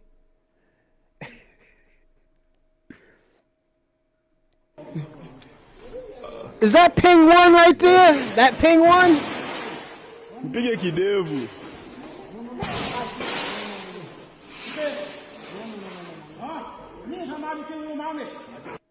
Again, the Africans have so much to say about the Black Americans, but I think we know in America, Black folks ain't going for this. But here's the crazy thing. We know that this Chinese fellow is in an African country treating Africans like slaves. And what's worse is that There are Africans watching it, which means that they're comfortable with it. They condone it. And there's an African holding the phone, recording it, and laughing about it. The Africans are still colonized, still enslaved mentally. They lie to themselves and speak of their culture and that they have morals and values. And really, not much has changed since colonization. And I don't say this to deride the Africans. In fact, every 2 weeks, I have a meeting called SAS in Africa from our organization. And we have a number of blue chip items. Number one is Africa should be nuclear. Why? To protect from all these invaders. The Muslim Arabs, the white supremacist Christians, and many others. The Chinese. And also, we teach identity so that the Africans can follow this Bible. This is a 3-sentence Bible. It's a 3-sentence Quran. It's a 3-sentence Torah, which is, number one, be yourself. Number two, be good to yourself. Number three, be good to good people. Well, number one, be yourself.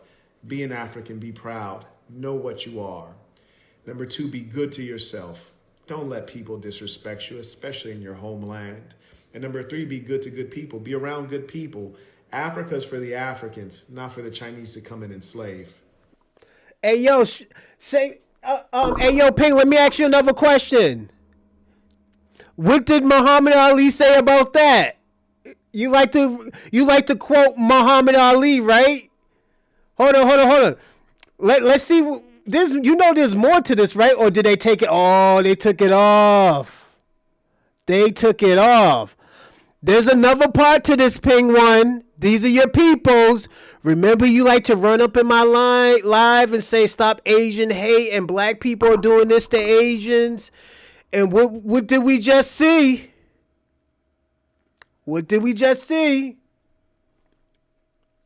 I'm just asking the question.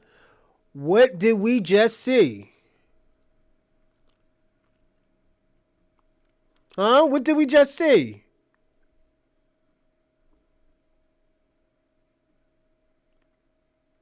You don't want to talk? You don't want to talk, Ping One? I'm being an asshole?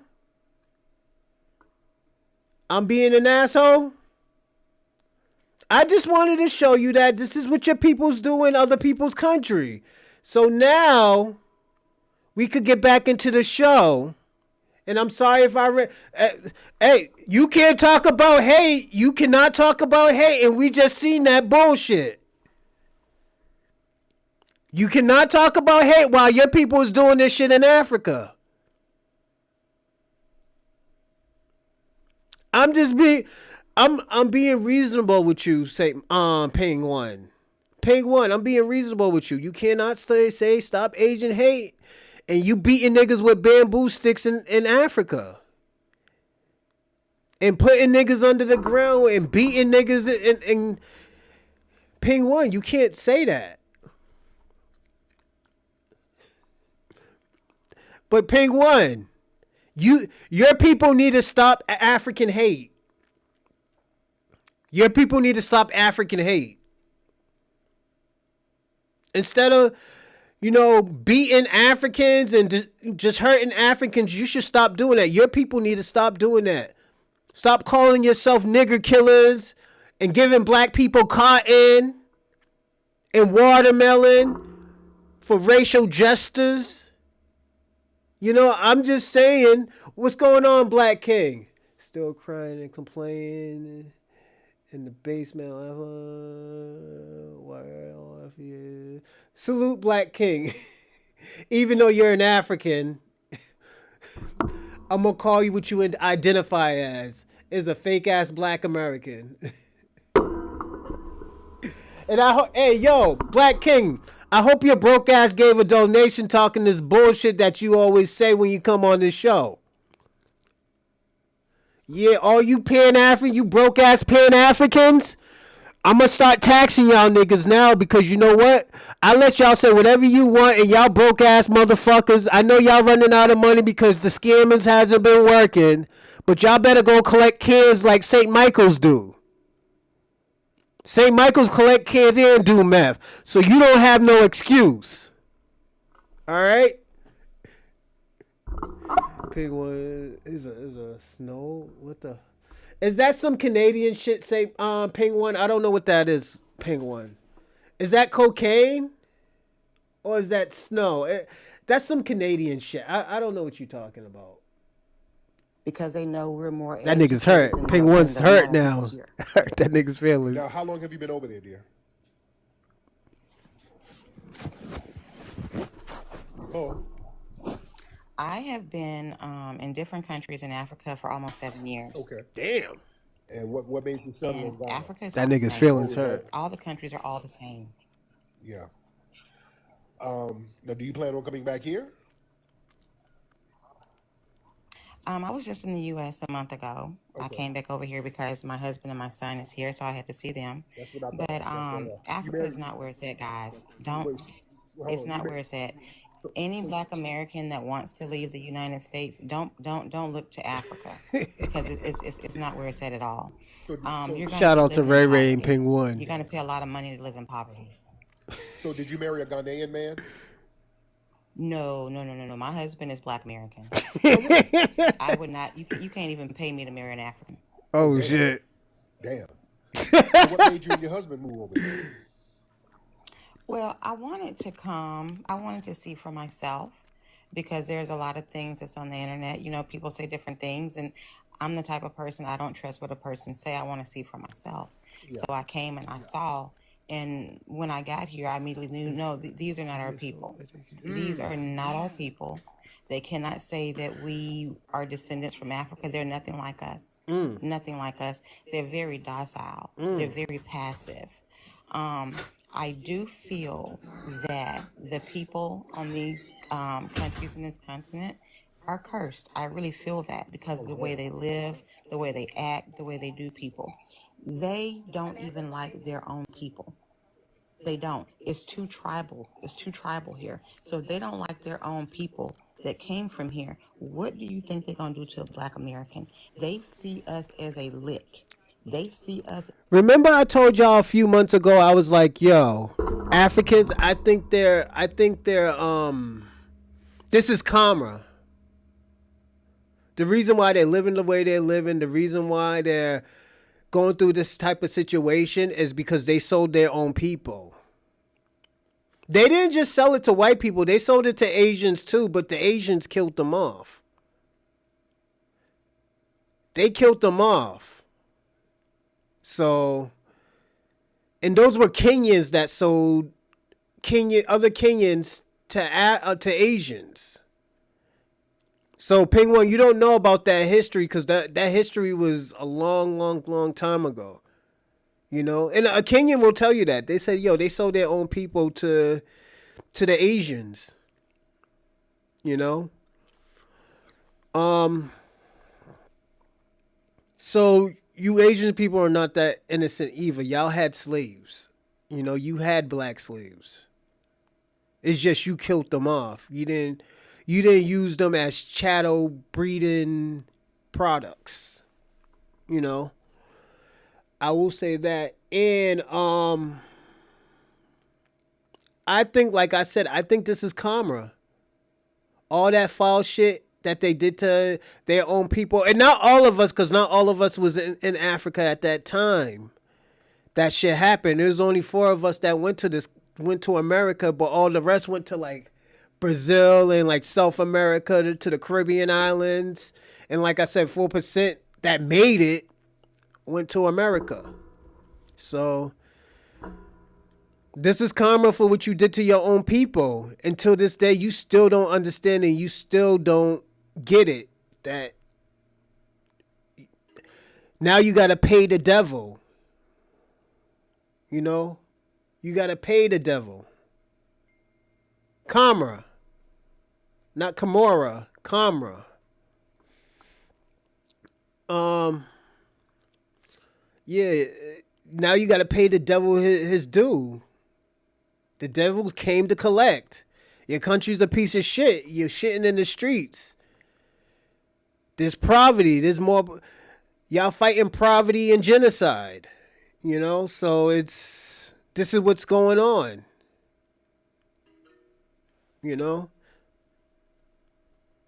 As a come up. no Black American is safe in Africa. And the ones that holler, oh, it's so peaceful here. Oh, I love it here. They're lying. They trying to save face because they want people to know that they came over here and messed up. Oh, damn. Don't forget to like and subscribe and comment, and also So, subscribe. are there any nice parts of Ghana And over there? also, if you want to donate, I put it in the live wait. chat, everyone. Don't get me started on Ghana. Okay, so the roads are raggedy. Like there's potholes everywhere. It's a nice part of Ghana. I would say maybe inside of Airport Hills. Like they have what they call these estates here. These gated estates. So if you get inside of an estate, inside the estate is okay. But once you come out of those gates, that's chaos. That's poverty. Infrastructure is like non-existent. They can't even keep the water on over here. And pay one, Jackie Chan is way more successful than you. 10 times, 100 million, 1,000 times successful than you. But you don't hear me bitching about it. Here. Because like right now, we're in an apartment. And I left in January to go back to the U.S. So we moved into the apartment in September of last year, right? They turned the water on in October for a few minutes. The water hadn't been turned on since then. It's been over a year. Damn. Over a year. So my husband and son has been having to pay these guys, what we call water truck guys, to go and get water and bring water and put in our poly tank. And see, that's the type of stuff they do. The water isn't turned on, but yet Ghana Water Limited is sending you a water bill. Where does water bill come from, sir? We haven't had water. What you doing? Wow. But that's what they do. And the same thing with the electricity. You know, the electricity is hit or miss. When you come, if you don't come with a generator and things that can be solar powered and stuff like that, you're messed up. You're messed up. And it doesn't make any sense. And the internet is awful. Nothing's good. And so like I tell people, coming to Africa, you're going to spend a whole lot of money. She is. I got one yesterday. Because if the infrastructure isn't there, that's poverty. These people are running around here urinating and defecating in the street. Oh, why they do it in Ghana too? Yes. They do it in the street. They don't care. They throw trash everywhere. They don't care. That's why when rainy season come in, these areas flood because these crazy people don't put trash in the canals and stuff. They're supposed to channel the water away. Wow. That's crazy. Why it floods. I don't know what's wrong with them. And another thing, they cook with aluminum over here, and I think that's affecting their brains. Damn.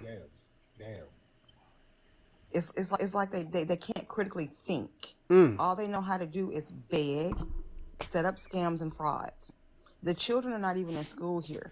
And this isn't just Ghana. These are every country I have gone to. These children are not in school. These children are on the streets begging for money. So how can an African leave Africa and come to the U.S. and try to holler they're more educated than us? How, sir? How? You came to the U.S. to get an education. Because over here, you're not even in school. So is your son in school? My son graduated from ASU. Oh, okay. Oh, okay. So he's damn. grown. Arizona State? Yes. Okay. He's 26. Oh, okay, he's big one. Okay. So man, why are you and your husband and your son still out there? I am still in Africa because my son is refusing to leave. And like I told my husband, I cannot leave my son in a foreign country because they will take advantage of him. So what I have been doing is I go back to the U.S., do what I need to do. I come over here. Then my husband goes back to the U.S., do what he needs to do. Then he come back. So we've been switching out. And so like... Shabaka, this is your country, Shabaka.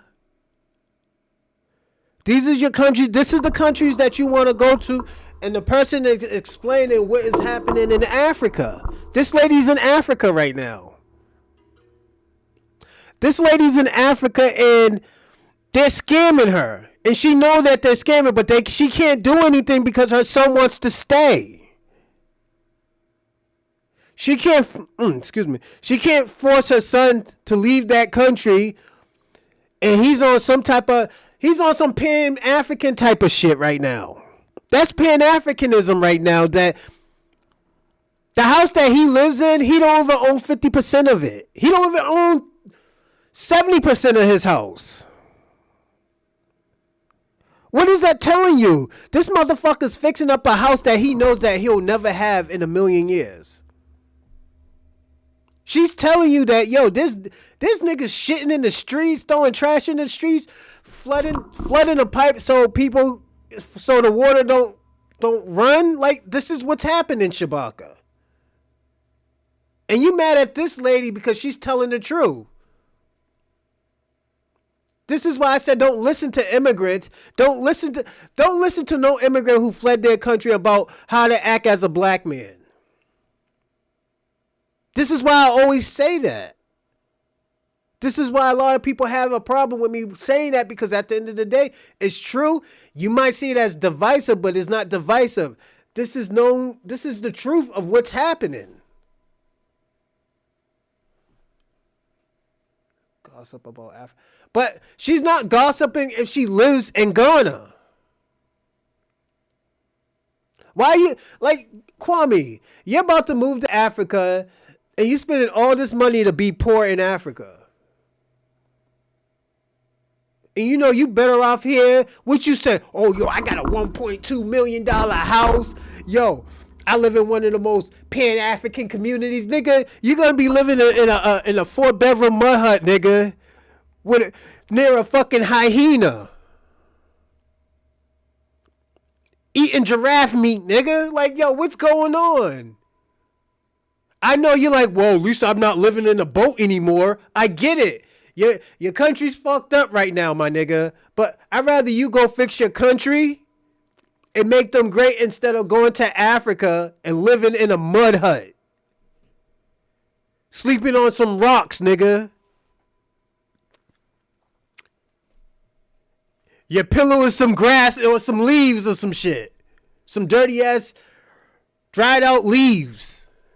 That's telling you something, Kwame. They said that shit is cut off. That's the. Let me ask y'all a question. Would y'all rather live in? We hear all these Pan-Africans, these broke ass Pan-Africans, talk about the projects. Would y'all niggas want to live in the projects, or would y'all want to live? Or do you want to live in a dirty ass place they call Africa? That you're gonna have a hard time getting food. You don't know when you're gonna eat. That's like selling drugs. You don't know if you're gonna get. You don't know how much money you're gonna make that day. You don't know what you're gonna get. You don't know if you're gonna be down or up today. You don't know if everything's gonna dry out or there's gonna be a drought. You don't know. That's how Africa is. You don't know if you're gonna eat. You don't know if you're gonna find some hyena or a lion or some gorilla monkey nuts or some shit. You don't know. You don't know nothing. But you got niggas like Kwame. And you know what, Kwame? Dorsey said you's a broke ass nigga, so I have to say these broke ass Pan-African niggas. I have to troll you today, you know. And the reason why I have to troll you today, because when you did it to FBAs, I laughed and that was me. Now it's time to pay the piper, you broke ass Pan-Africans. Y'all niggas don't believe in debit cards or credit cards. I have to troll you today, man. So whatever's good for the geese is good for the gander. She is not living in no mud hut. Nigga, them niggas live in mud huts over there, Shabaka. She has money. Shabaka, you don't got money like her. You're going to be living in a mud hut, nigga. A 4-bedroom mud hut. Your TV is watching fucking animals chase each other. That's what's going to happen, Shabaka. That's not no life for an average person from America, nigga. Come on. You trying to get back to your roots, man. Fuck those fucking African roots, nigga. The fuck? Fuck them African roots, nigga. All them Africans is over here in Europe and in America. The fuck? You think them niggas is going back home? They say, I want to see if one of these niggas really go back over here. Here we go. Abraham Torre again. Here we go. That nigga's about to catch a hot slug. Watch. One of his people's going to catch a hot slug, man. Them niggas haven't learned from Gaddafi yet. Y'all niggas is crazy. Y'all haven't learned from Patrice. The white man, that's a white man's continent now. Africa's a white man's continent. Y'all niggas don't own anything. Y'all pay taxes to own anything. That's what's going on right now. How the fuck you pay taxes to own your own continent, your own country?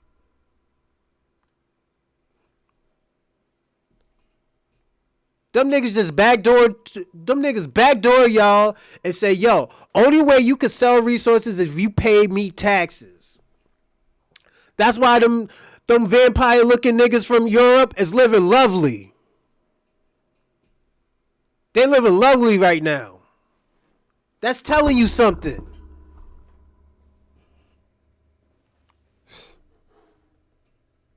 I told my husband when I got back this time, I said, I don't know if we just need to drug him up and get him on the plane. I said, but we need to be back in our country because this is not our country. Now, why does he not want to leave? He says that here he's just a man, that he's not a black man. He's just a man. And he says he feels more comfortable here in this country among people that favors him. He said he doesn't have to worry about getting shot by the police and things like that. I said, well, you don't have to worry about getting shot by the police, but you got to worry about getting scammed by them. Damn. So he says that he rather give the cops a little bit of money when he gets stopped because he know he's coming home. This nigga crazy. Wow. Man. That's interesting. Well, I hope you're safe out there, sis. I hope you be safe out there. I hope you be safe. So, what other countries do you plan on visiting over there? I do not plan on visiting another one because I've visited enough. Oh, I wow. started in the east and I made my way over to the west. Okay. So I visited a lot. And like I said, Africa is all the same. The only difference is the languages. That's it. The setup is the same. The infrastructure is the same. You know, the the shacks are the same. Everything is the same. And another thing that they do in these African countries, like, you know, when let's say these touring companies that's here when they show things, what they do is like the Capitol, they'll have it fixed up nice, and you know the main road to be fixed up okay, and you see these nice what they call mansions and big houses, but behind those houses is the slums. Damn. Everybody There's like slums here. Now, where's your son now? Where is he? Oh, he's asleep.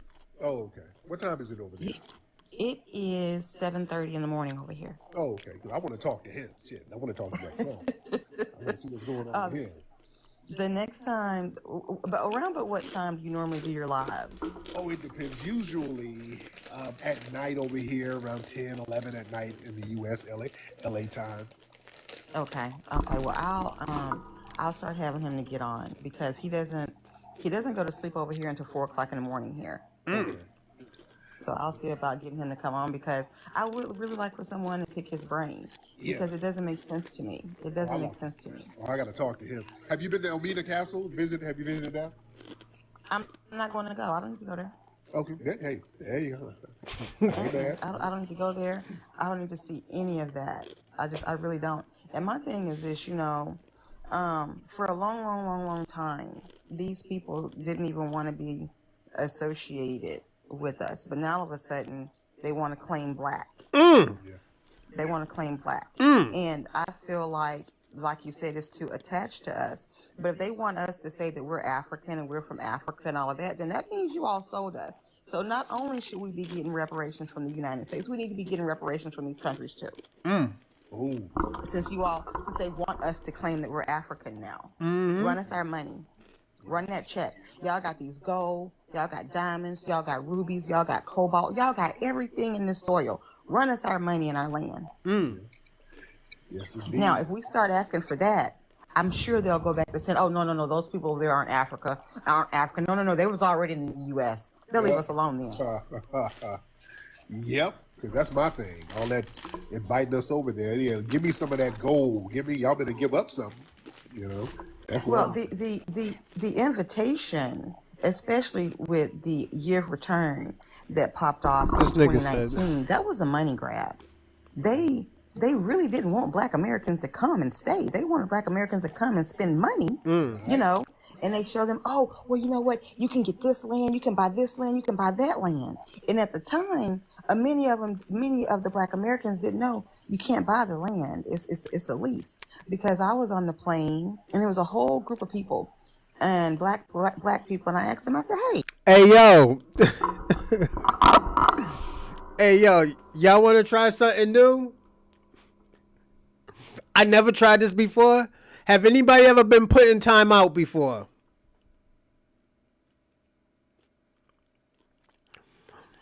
So this is what I'm going to ask y'all. Just this time, who should I put in timeout? Shabaka or Ping 1?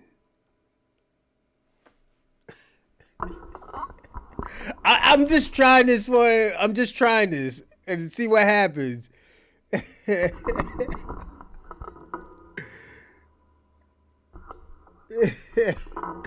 This is just I'm not gonna keep them in there that long, so don't worry, everybody. You know me. I don't really like to block nobody but I want to try this. Oh shit! Oh shit! Little pig.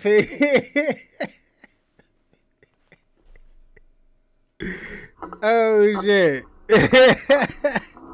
You know what? We're gonna try it today. Let's try it. Let's see. A little ping. Alicia Baca is entertaining. Oh shit! Let's try it. Let's see. We're gonna put that nigga in timeout for 10. Ping 1, you're in timeout for 10 minutes, nigga. Let's see how he'll act after the 10 minutes. Oh, we're going to Ghana. I said, for what? I put him in timeout for 10 minutes, everyone. I said, why?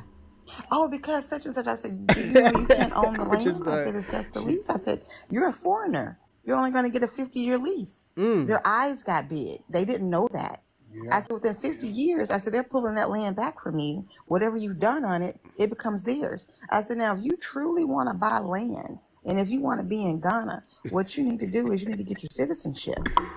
I said, get your citizenship. I said, then you can at least get a 99-year lease with a guaranteed renewal. So they don't even tell the people the truth. They tell people bits and pieces. Right. Also, they're saying, oh, you come to Ghana, you can get citizenship. No, it doesn't work like that. It doesn't work like that. Like Dr. Umar, he came over here and paid for his citizenship. He paid for it. Wow. Him and his whole entourage. He got his citizenship in January of this year. My sister was there at the ceremony. And she sent me back video footage. She was like, girl, look at who up in here. How much are they charging for the citizenship? Some people that I talked to, they paid $5,000. Some people even paid up to $20,000. I'm like, that's crazy as hell. Damn. You didn't pay that kind of money to be over here in a fourth world country. Damn. Wow. That's crazy. But yeah, they paid for it. They paid for it. And that's why it's a lot of uproar now about the number of people that did receive their citizenship because they didn't do it the right way. Yeah. Well, let me get Josh. Now, Josh says she's lying. Josh, get in here. Oh, shit. What am I lying about, Josh? What? Josh, hop in. Oh, Josh? Hi, good morning. This is Joshua. I wanted to step in and say something. I'm in the DRC right now, and I've heard our sister bashing Africa literally, and that's disgusting. I'm really shocked that she's misrepresenting facts about the continent of Africa. Africa Oh, is you're disgusted 54 by me telling the countries. truth about the countries? How is Where's that he lying? disgusting? That's not the truth. If it's You're not the lying. truth, if you have a problem, Africa. Hold on, if sister. you have a Africa problem is. with me telling the truth to the Hold on. I went to college in the United States of America, right? I'm in my country right now. I'm back in the Democratic Republic of the Congo. That's where I live. Good. I'm in Kinshasa, the capital city. Stop lying. What You're is she just lying about? literally lying. What What did I is she lie lying about? about? Name So what the I lied problem about. is she missed, first of all, Okay, what did she lie about, sir? What did she lie about? Stop yelling and say what she lied about. I want him to go down the line and name it and call out everything I lied about. I want to hear it. Josh, go ahead. Josh, unmute your mic. Josh? Okay, let's wait on him to unmute his mic. He's probably still talking. Josh, unmute your microphone, sir. Because all that yelling ain't gonna work. If you say somebody's lying, you better stand on it and say what she's lying about. Josh? yes. Okay, what did she lie Can I about? talk? Can I go ahead? Yes. Now tell us what did So she first lie of all, about. as far as the citizenship is concerned, each African country has a process. In order to be a citizen of a country, there are some requirements to meet. And if you're a foreign national, you come to our country, and you here in order to invest, you can have an opportunity to have the government grant you a citizenship based on some requirement you can meet because you're an investor. You come in here for some economic opportunity. So if you start you start companies and you hire local people, that brings down the rate of unemployment. Do you agree with me from that perspective? Okay, where's That the might lie? be the Where does reason she why lie? I don't. So when she said people are defecating on the street, maybe she lived in the remote areas. Ghana, the capital of Ghana is Accra. And Accra is a big city. So you have suburbs as well as inner cities. If you go in the inner cities, those are like remote areas, poor neighborhood. Even in the United States, you still have a poor neighborhood. In the United States of America, Okay, let me stop. Because I've been to South Africa. It's very developed, and I've seen people shit on the streets there with my own eyes. Okay, so Thank you. let's stop that. People do be shitting on the streets in Africa. All right, it's very casual. In Nigeria, it's so bad. They do be shitting in the streets in Africa, so I have showed y'all pictures of niggas shitting in the streets in Africa, shitting in oceans. They having signs, no open defecations. Yeah, they be shitting in the streets, so the lady ain't lying. I had to ask Shabaka and Kwame, yo, what is this? Why is these niggas doing this nasty shit? And all I heard, that's all I heard. That's all I heard from it. They didn't know what to say. It was niggas actually really shitting. You know? That was the issue, and you know what? Africans can't get mad at people when we see what's going on in their country. You act like we're not supposed to say anything. If I say, oh yeah, I seen a nigga getting chased by, if I see a nigga getting chased by a cheetah, you think I'm gonna be like, nah, it's a beautiful country. You see a nigga with flip flops running down the streets, getting chased by a cheetah, nigga. Nigga, this is what happens, man. This is what happens in their country. So we can't get mad at this lady for telling the truth what's going on in her country. She's trying to get her sons back. She's scared. Her motherly instincts kicked out. Said like, yo, kicked in. And said like, yo, we got to get this nigga, that little nigga back. This nigga wilding out. He on his Pan-African shit. Talk about he want to stay in Africa because they just see him as a man. No, they see him as a fucking come up. They see that little nigga as a come up. Niggas a come up. Like, we ain't saying that there ain't no beautiful places in Africa, but shit, nigga. Half of them places I don't even want to go to. I'd rather live in Mississippi I'd rather live in the trench in Mississippi than to live in any half of those fucking countries in Africa. The only reason bronze isn't shit in the no is because of white people. Do you think designing their plumbing? Well, if I went to plumbing school, yes, I'll be able to. But this is why niggas got money over here. You know what? And I'm tired of you broke ass Pan-Africans always talking about, creating stuff. Black people already created the toilet for y'all. We told you we created the toilet so y'all can use the toilet. Y'all still don't use the motherfucker. Broke ass black king always. Come on, broke ass black king. You gotta stop that shit. Like, come on, my nigga. You mad at black Americans because we doing good over here. We living lovely over here. What is it? Blacks are second class citizens in Mississippi and left. So what you think we'll be in fucking Africa? If we're second class citizens in Mississippi, what the fuck would you think we'll be in Africa? This is why I always tell y'all, don't trust these Africans. Don't trust these Caribbeans. They'll lie and tell you to go somewhere. Then when you go, they'll be like, nigga, I didn't put a gun up to your head and tell you to go. No, nigga. You can always tell when bronze is getting hurt. No, I'm being personally honest. I'd rather live in Mississippi than to live in fucking Africa. Any place in Africa. I'm just being personally honest. And 9 out of 10, 9 out of 10 of y'all niggas don't even like each other. 8 out of 10, y'all all killing each other.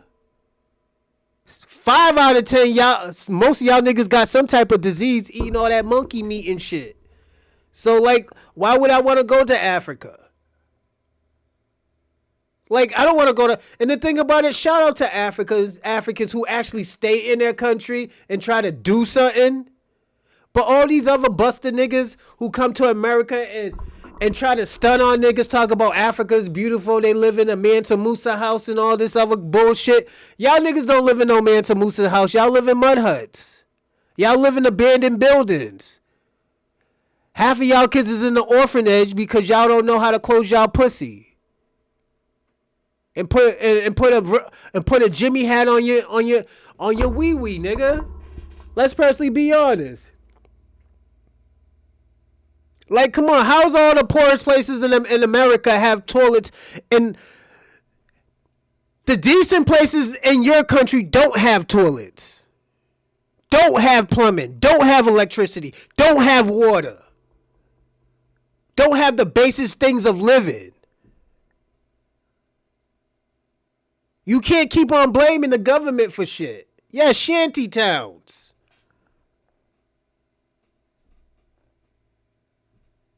Like, at least I give it up to the tribal people. They're doing their thing.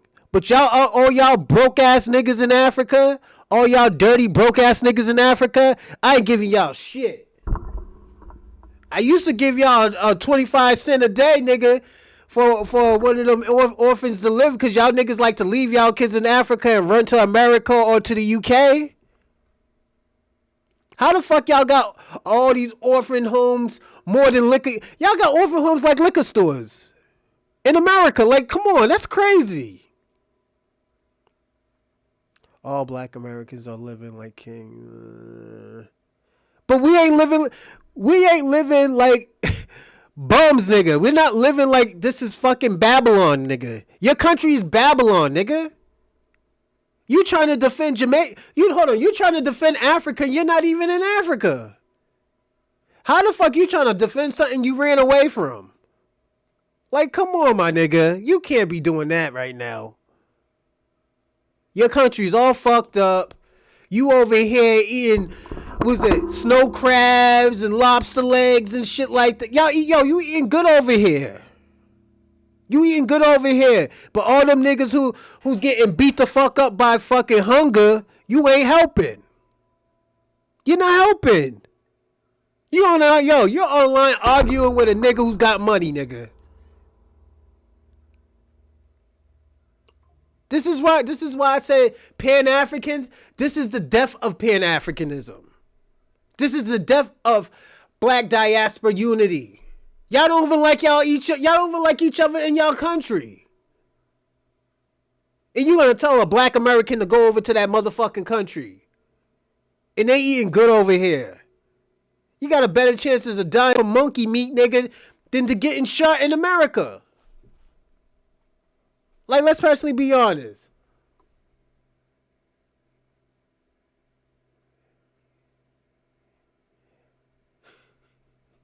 Nigga, you think this is a basement? Shit, I wish this was a basement. What, nigga? But yeah, I live better than an African. An average African, I live better.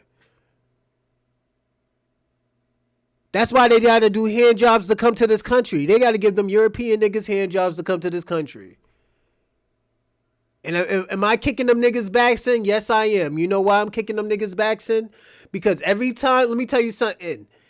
Every time when the white man does some shit, some fucked up shit, you right beside him smiling, showing your fucking teeth, shucking. It's the black niggas. That's all y'all pointing at us, talking about, yeah, it's our fault. You know what? It's your fault that your country's like that. It's your fault that, you know what, y'all niggas keep on running away. Then after that, when y'all niggas get Americanized, you say, fuck your country. We don't want to hear about the good things in your country. Oh, shit. Did it go out? Damn. Yeah, man. We don't want to hear about that shit.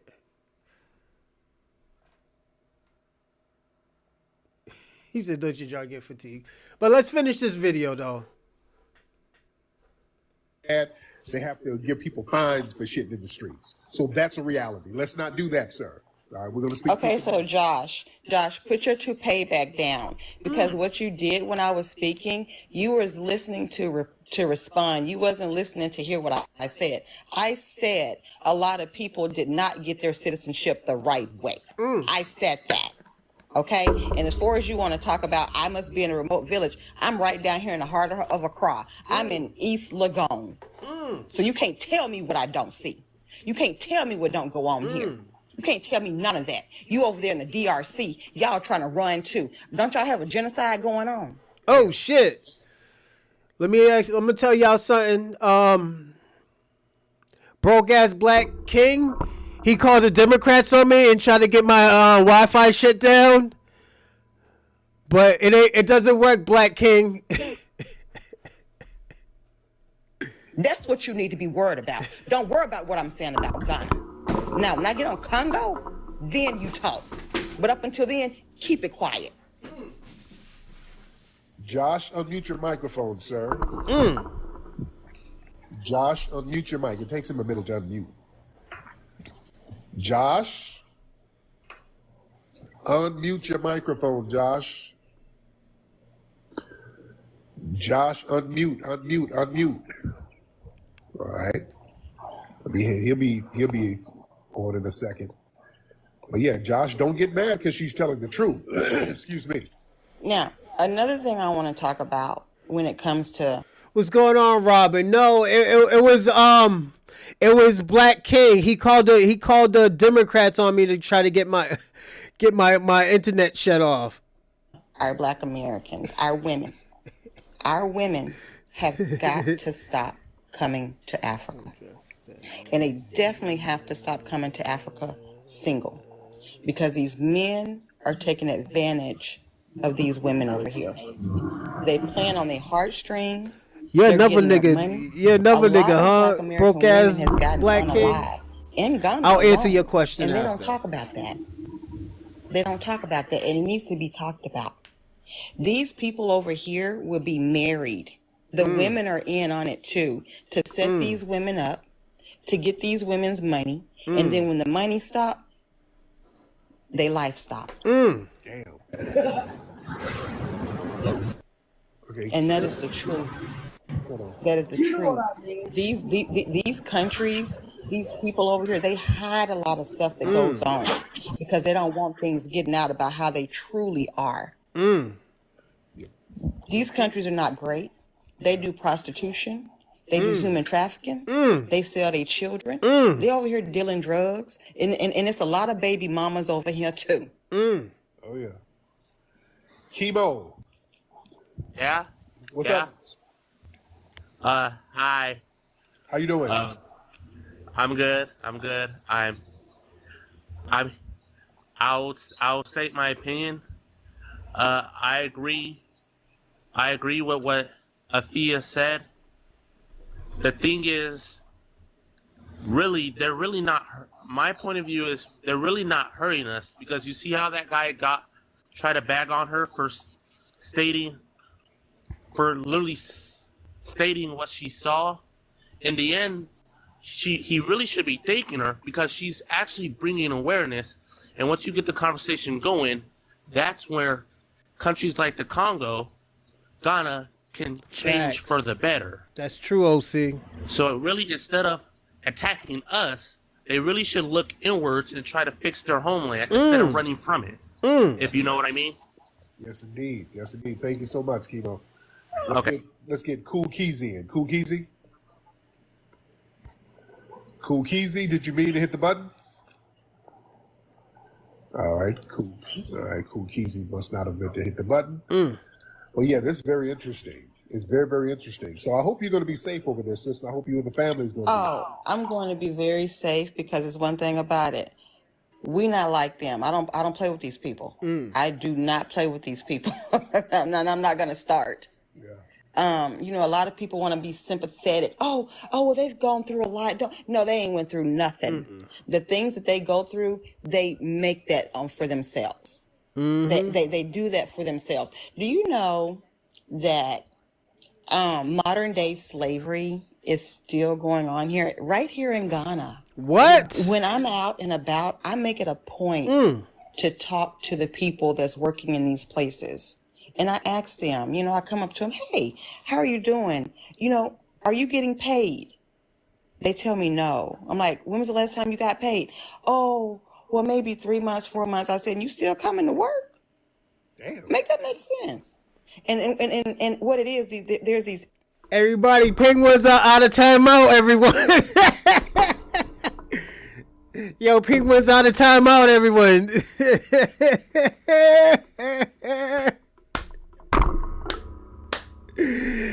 Oh my God. You see that, everybody? It works. Hold on, let me see. What was it? Bronze Reaper should be FM Foundation Mulatto America. Mulatto? Who's white in my family? He's not black at all. We can see the white mixture. Yo. Hey, yo. Black King, where are you from?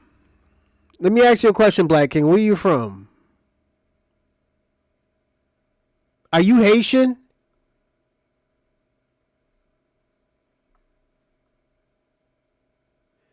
You sound like a Haitian guy. There's nothing wrong with Haitians,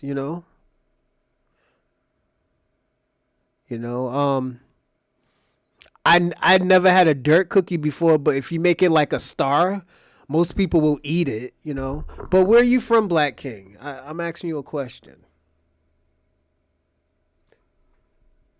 We already know where Penguin's from. He's from racist ass China. I'd rather go to Japan than to China.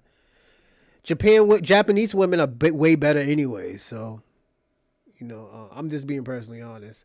Africans is not the place to be. I'll be damned if I move to Africa and pay to live in poverty.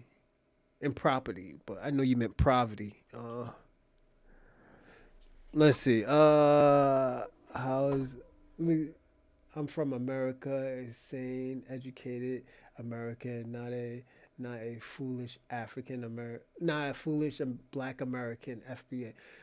No. See, he's an African. You could tell. I think he's from Nigeria. Everyone.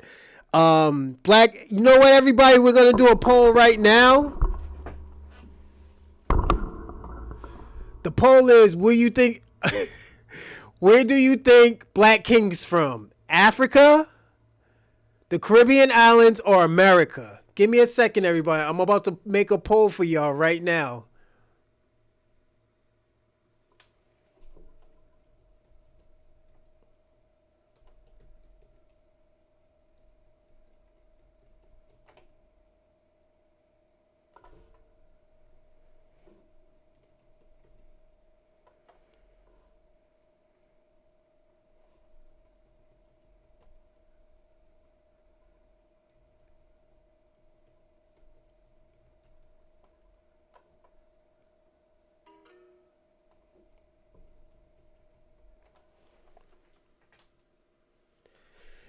So this is what I want y'all to do. Yo, Black King, I'm going to need a favor from you, all right?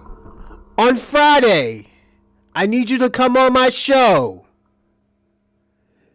When you come on my show, I'm going to let you on the panel, and I want you to tell everybody where you from. But right now, I don't want you to tell us where you from. You know? So if everybody can do, I want everybody to fill out the panel. To figure out, I want y'all to guess where is Black King from. His parents floated on a banana boat. Now he think he's a. They killing you in the chat, Black King. But yeah, man, you can't even answer my question. But I want you to save that question until Friday for me, and thank you in advance if you can do it. Indian companies over here that owns these grocery stores, the Lebanese, the Turkish people, all these other foreigners are over here owning businesses. Like, what does the Ghanaians really own? They don't own anything. But yet they're employing the Ghanaians and they're not paying Shabaka, the she's in Ghanaians. Africa, And these somewhere Ghanaians you're not still at. get up, get on the tro-tro, and whatever means of transportation they have, and come and work for these people and have not gotten paid in months. So what are Now, okay, so how are they sustaining themselves and they're working for nothing?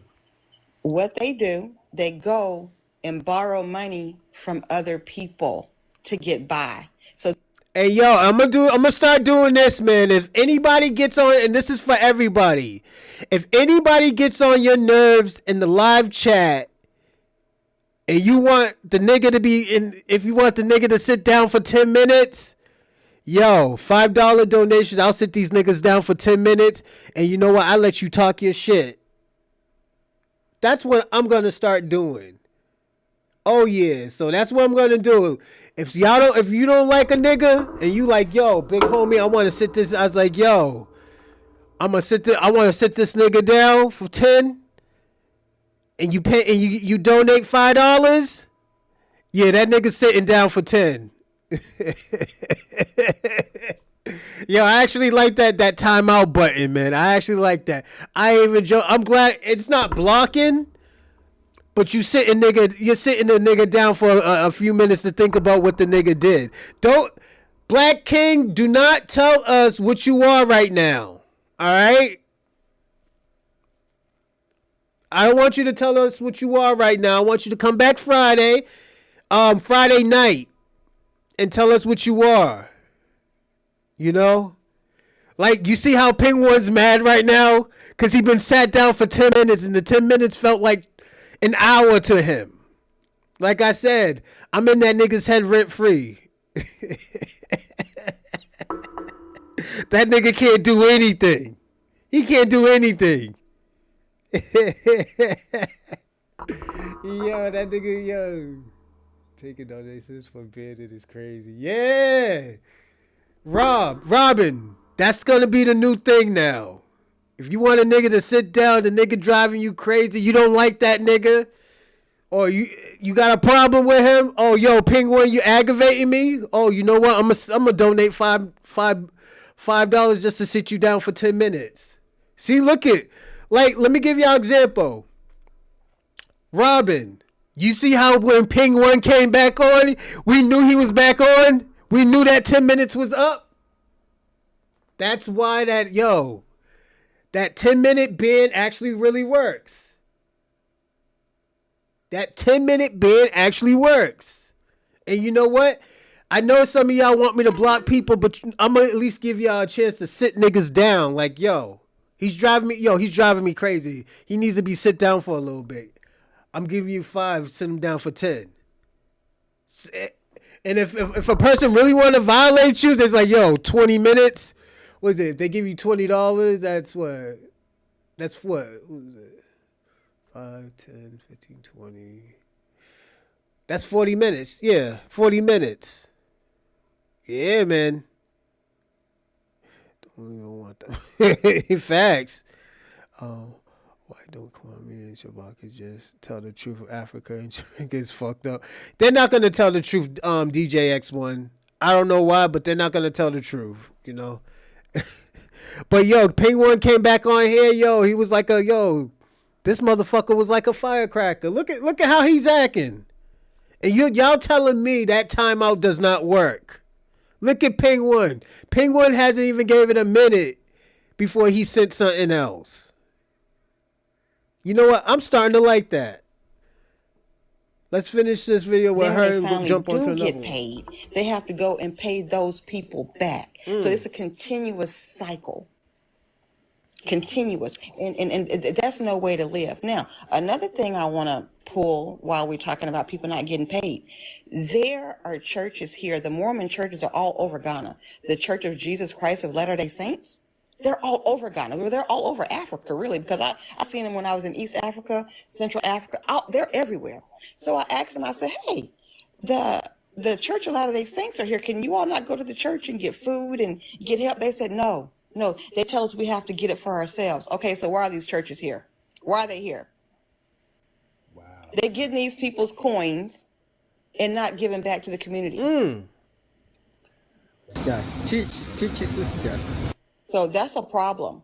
Also, another problem is we have Chinese pastors per se. We have the YT pastors per se up in these churches. And these Africans is running up in these churches, giving them their money, their tithes and offerings and all of that. These people over here getting rich off these Africans. But yet they're not giving back to the community. Okay, now let's go back to the people that's working over here that's not getting paid. So it's really modern slavery. I asked the one sister, I said, you are a cashier. I said, you see how much I'm paying for all of these groceries in my cart. I said, look at all the rest of these carts is at these other registers. You see how full these baskets are. I said, these people can afford to pay you. I said, how do you come here and stand here and let money come through your hand and you don't take your pay? They don't have the sense that we have. Now, a Black American is not about to come to work and not get paid. If you don't have our money on Friday, your stuff getting burnt down the same. Everybody, y'all want to see something? Watch this. I'm going to make this nigga Shabaka even mad. Shabaka, I'm going to make you mad right now. Hold up.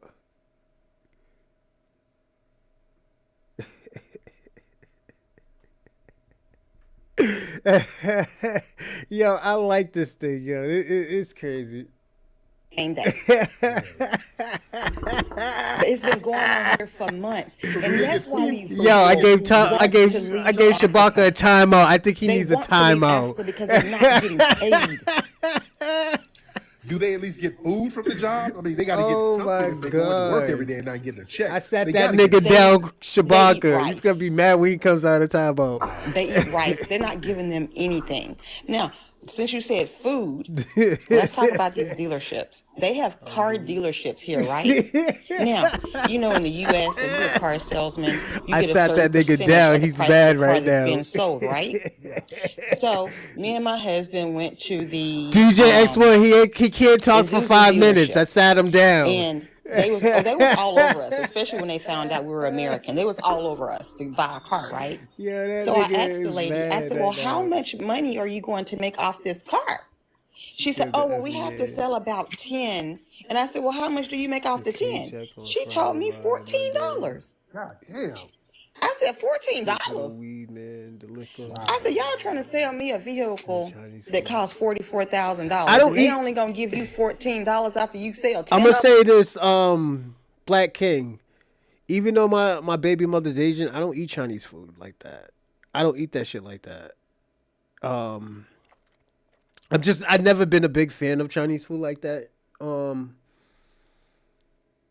I used to be a pescatarian and I had to eat it for a whole year. Damn. See, that's the type of Hey, stuff yo, that goes on Dorsey. over here. I sat It's your boy crazy. But Shabaka down for the people 5 up in minutes. I politics, put him in timeout. they riding nice. They living nice.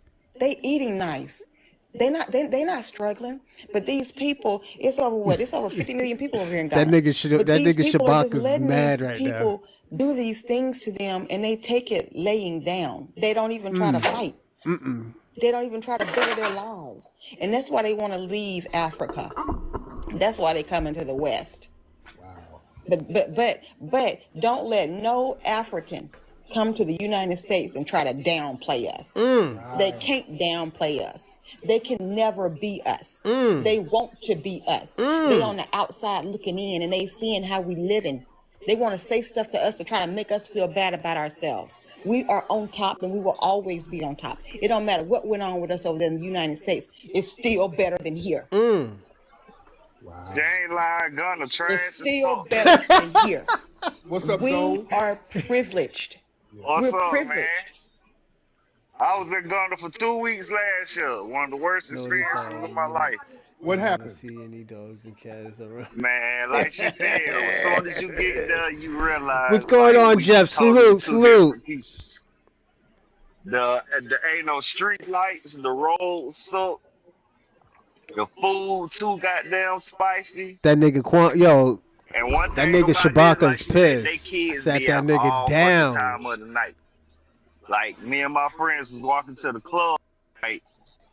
And like 3 little girls came out the cut and just grabbed them niggas' arm and would not let go. Damn. And I'm like, bro, what the fuck going on with them little girls? They're like, bro, they won't let go. I'm like, hell. Facts, nah. DJ X1. So we sitting there telling them to leave, like, little I girl, bet back the that fuck up, overweight leave. They just black cheesed woman and holding on is these niggas super tight. They walked with us for like 2 blocks till we got fed up. delusion. I'm like, if we was some kidnappers, their lives would have been. But the thing about it, Black King, she's married. Even if let's say she was overweight, at least she's married, my nigga. Y'all niggas, let me tell y'all something. Y'all are some weird niggas. And the reason why I'm going to say y'all some weird niggas, because you know what? Y'all be talking about, oh yeah, successful black women don't get married. This lady's taking care of her kids and her work. And y'all still be trying to find stuff to, shit on black women, Like, yo, Black King, if you looking for a black prince, just say you're looking for a black prince, man. Just say, yo, you don't like the queens and the princesses and stuff. Just say you like tell them you're here for the boys. Let's end this video. This shit has been long enough, man. We could have did a reaction video to this this video as long as we made it, But let's But what is the culture? Bro, let me educate you. Black Americans. Black Americans. With American black people. In Black Americans. Black Americans. Is that Black Americans? Black Americans. Get ready to hear from the Black American community speaking on the extreme delusion amongst many African immigrants. Check it out. How come people that come to the U.S. can be so successful past the people that were born in this country? What's up with that? It makes no sense at all. Can you guys tell me why that happens? I literally want to be educated on that topic. If you've got someone who got common sense, neurological sense, those are the people I want to talk to. I don't want to talk to the NIGGA. I refuse. So I've been seeing this African woman from Congo because I looked up the flag that she posts, talking hella crazy about Black Americans, just trying to get attention. Girl, I got a little bit of time before I eat my lunch. Now let me ask you a question. In the Democratic Republic of the Congo, particularly the eastern region, the people are facing a severe humanitarian crisis due to a protracted conflict involving numerous armed groups, including M23, vying for control of resources and power. This has resulted in widespread displacement, food insecurity, and actual violence, with children being particularly vulnerable. Now you can pause to read the rest of that. How come you fled your country since y'all come here and do so much better instead of staying your ass home and building up your country and helping out the children and helping out with the food scarcity and all that's going on over there? How come you're not more grateful to the people that you speak of because of us during the 1965 Civil Rights Movement, Immigration and Nationality Act? Baby, that's the only reason why you could come over here successfully and have the freedom and the liberties that you have. So stop being disrespectful. You wanted some attention, bitch, here I go. I answered. You kept calling. Oh yeah, Black Americans, please give me some attention because clearly I'm bored and nobody's paying me any mind in real life. Y'all swear y'all doing so much better. Stay home and fix up your own country. You got a lot of problems in your own country. Damn. Spread love is the Brooklyn way. I'm going to say this in the most nicest way because I do have Nigerian friends and friends from other cultures that I don't want to disrespect, but I'm tired. Okay, now this is for educational purposes only. If you don't have a blue passport, I would never be jealous of you. Ever. All right, I'm going to look that up. Thanks, Convo. I would never respect an opinion from somebody who had to move, hop, skip, and jump countries in order to succeed in life. Ever. I also feel like the back of all these Africans that have so much to say about Black Americans in America, if y'all put all this motherfucking effort that y'all do to get out of your country, to go invade another country, suck up their resources, talk so much shit about them, and belittle them, if you put all that energy that y'all do into being corrupt, let's not forget, Nigeria is the land of scammers. Oh shit. Flock it. But if y'all put all that energy into y'all own country, y'all would not have to leave y'all country to succeed. But for people whose brain are so educated, y'all lack so much education for Black Americans, it's sad.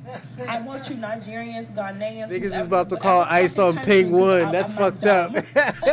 I know almost every motherfucking country in Africa.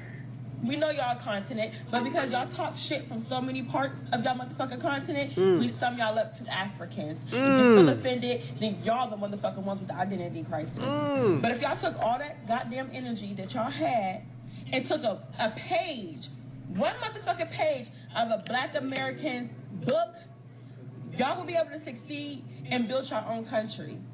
Stop comparing yourself to the average Black American, and even the average Black American. Thanks, Snatch Adam. We'll see what's gonna happen, man. We still gotta give more time. Okay. We gotta give more time. You know, that's good that you say that, but we gotta give more time. See, you know where she goes, man. We still gotta give people time to fly.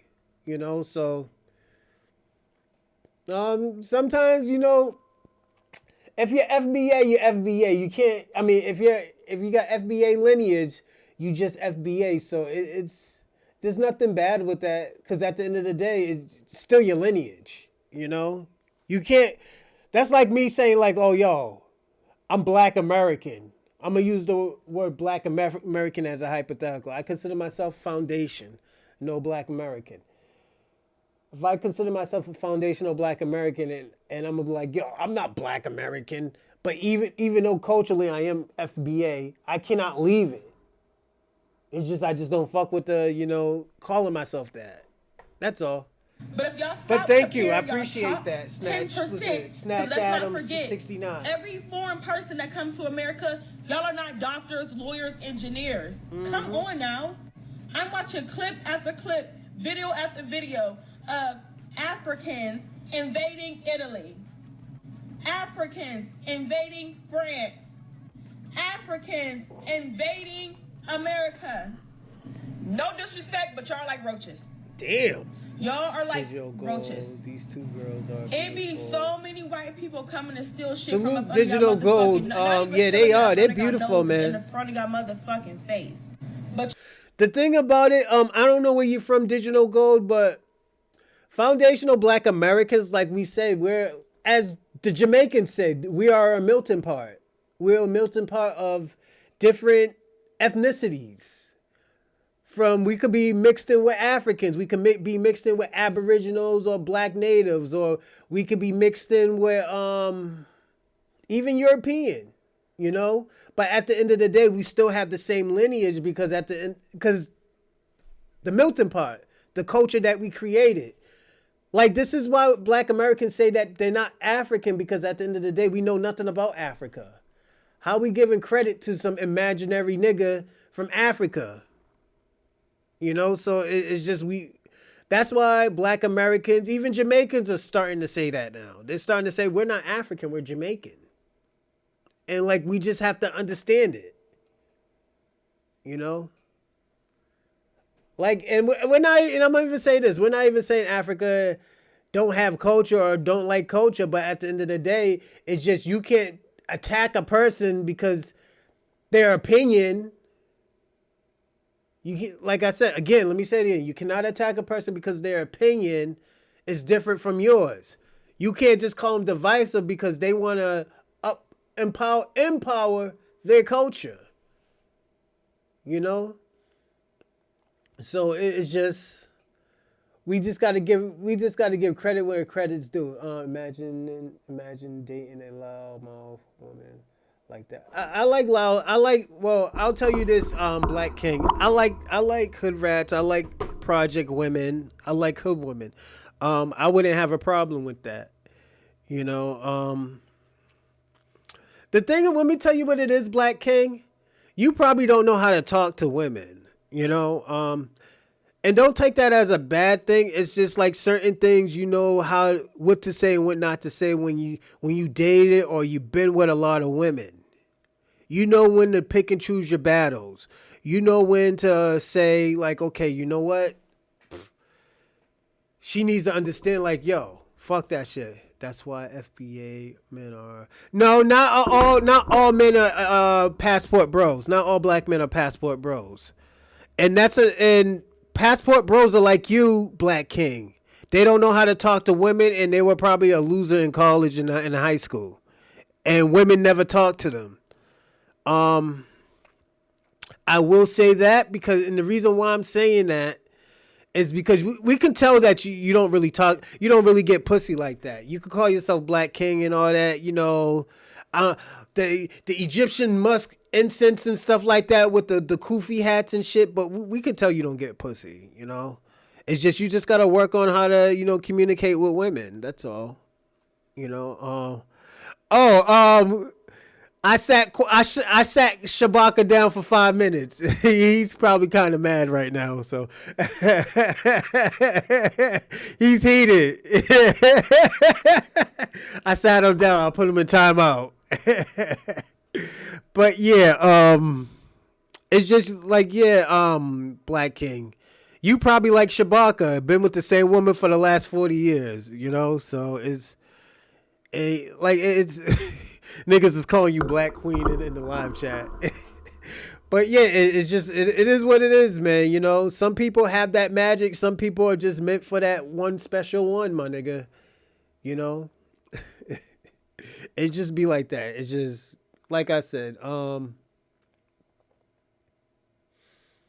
yeah, it's been 15 minutes. Yeah, he's still mad.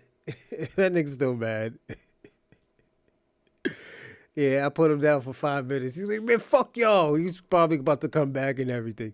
But yeah, Black King. It's just like, Black men don't really do that. Most Black men got game, you know? And like, most Black men wouldn't mess with like somebody like Ping.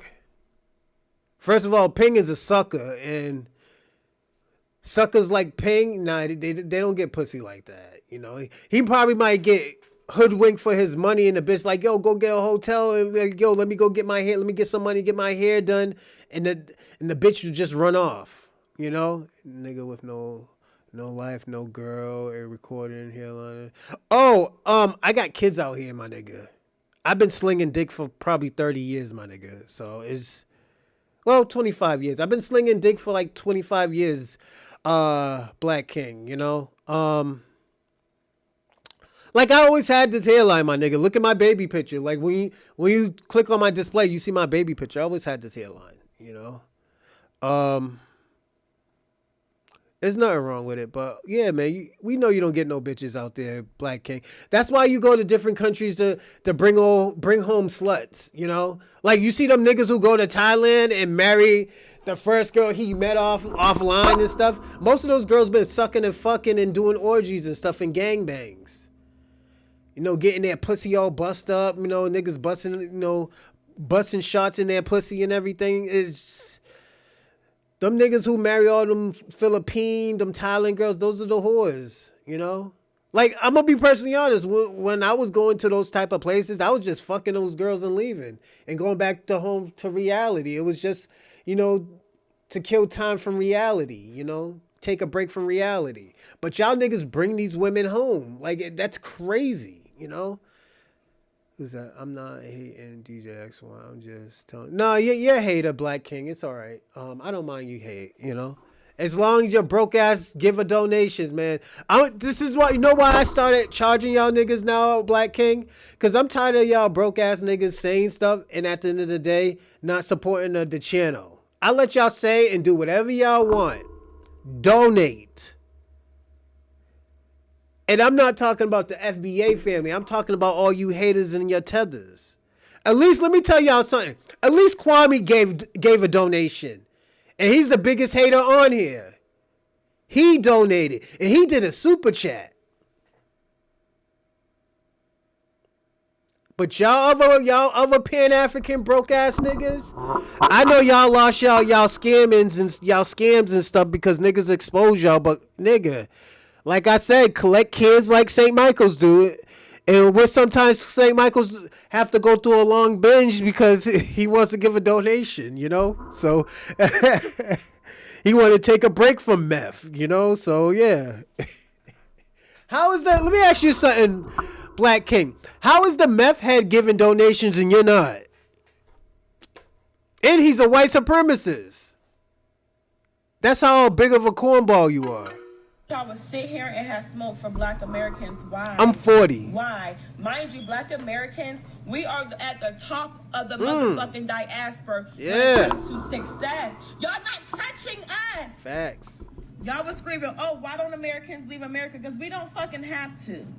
Because we don't have to leave here. We don't have to leave our country because my ancestors fought for us to have equal rights and to enjoy our country. That's why. Black Americans are inventors, civil rights activists, celebrities. The list goes on. We're smart. We're engineers. We're doctors. We're lawyers. And the audacity for y'all to sit y'all asses up here and talk so much shit about us like we're lazy when my ancestors went through hell and high waters. They're rolling over in their graves because they done fought so hard for equal rights for y'all asses to come over. Oh, you mean the video where he made the Hebrew Israelites look stupid? Yeah, that was a horrible video. That was a very horrible video. It was a very horrible video. And he's a piece of shit for that because you know why? The Hebrew Israelites let him into their home and he put that bad, mediocre video out about them. A 2-day or 3-day video about that. Nigga, he should be ashamed of himself. He should stop making videos. I'm going to be personally honest. Ignorant mindset and talk shit as if we didn't pave the way. Oh yeah, Jeff, super chat works. Oh yeah. Charlie Poppy, man never been to America, but he's talking with a Black American accent in an interview, and y'all in the uproar. So now I see why. Oh shit! Because we are the blueprint. Thank you. I've been saying that. I never even knew Africans had smoke with Black people till I got on TikTok. I done lived with Nigerians. I done lived with Somal. I done lived with y'all all. I done went to school with y'all. I graduated from the first. Hey yo. If I'm gonna say this, everyone, if we hit the 400 subscribe mark, we're close. We got 3 more subscribers. Yo, we're gonna have a special we're gonna have a special show. We're gonna have a special show for we're gonna have a special show for Friday. That's if we hit the mark. We only got 3 more subscribers. I know we'll get it, but I'm just letting y'all know. historically black university, Lincoln University, founded by black Americans, for black education, for black higher education. My people created HBCUs, historically black universities, that y'all send y'all black ass kids over here to go to. Let's not forget. And let me give you a little history lesson. Black Americans are over 400 years, 400 years removed from Africa. So that means my grandparents, my great-grandparents, my great-great-grandparents, and my great-great-great-grandparents, even the great-great-great-great-great-grandparents weren't fucking from Africa. Leave me the fuck alone. Our roots are embedded in America. What don't y'all get? I really feel like it should be mandatory that y'all take a Black American history lesson when y'all enter America. Because y'all need to put some fucking respect on our name. And this just don't go for Africans. All foreign people, put some fucking respect on Black Americans' name. We own businesses. We own properties. It's not my fault that y'all don't educate yourselves and y'all try to compare yourself to the average Black American and y'all still ain't touching the average Black American. Let's clock it. Because poverty in America and poverty in a third world country is not the same type of poverty. But I feel like if y'all put so much energy in y'all country, stop being so fucking corrupt and being like crabs in a barrel, y'all might be able to get somewhere. Might. How is Africa the richest in resources but the most motherfucking poorest people? And y'all got the nerve. A motherfucker sitting in a third world country or from a third world country or had to migrate to a whole nother country to succeed can never make me feel no type of motherfucking way. And before I end this off, I want y'all to understand Black people are very versatile. We are very talented. We are inventors. Let me know what the fuck an African ever invented. We are engineers. We are dogs. This is how I know you're not black, Black King. I know you're not black. Because when you say that about black people, you're talking about yourself. Do you know who your father is, Black King? The average net worth of FBA woman is $5.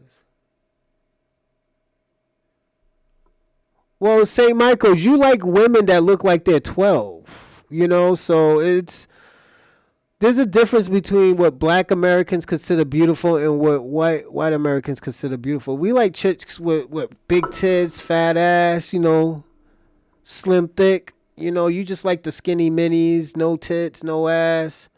Something that you can. And the thing about it, this is why I will say this. I notice this is why a lot of like white men go after Asian women. First of all, because I think they got small coochies, but they 9 out of 10 don't have no body. You know, so, and I'm not shitting on Asian people and stuff like that. It's just some 9 out of 10, some of them don't have no body, you know. And that's the type of dudes, that's the type of girls that y'all go after, you know. But come on, a woman's worth $5. What type of shit what are you, a trick or something? Where did you get the, nigga, where did you get that shit from?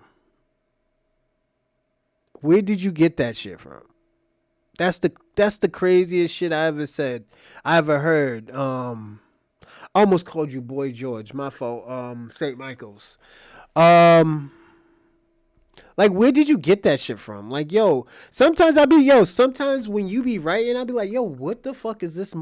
What the fuck is this potato slave talking about? You know? Like, is he smoking meth again? And St. Michael's, you gotta stop smoking meth and writing, man. That shit be coming out like some space age shit, you know? I'm gonna be personally honest. The shit you be saying sometimes is like space age. I'm like, is he serious? You know? But it's all right, man. You like smoking meth, you know, you can't.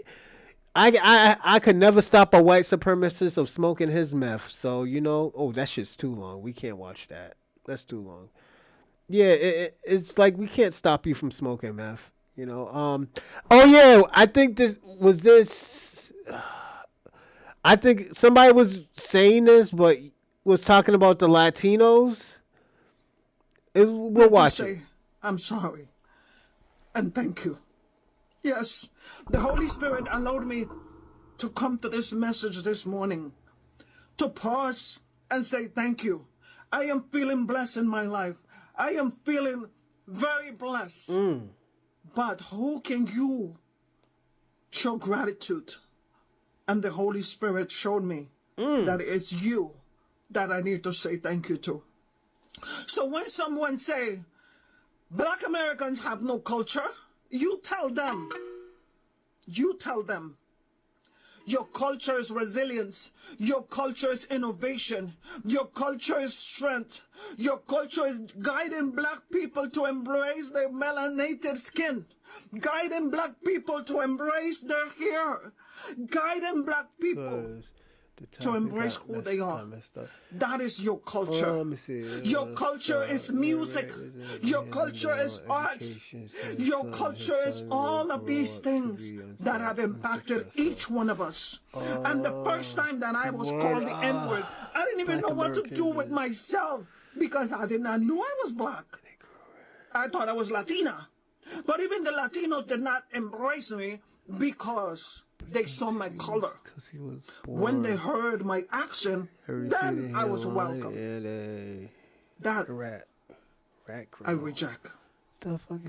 But I accept. Yeah, what this cat eater talking about? Because you, Penguin, what are you talking about? Me.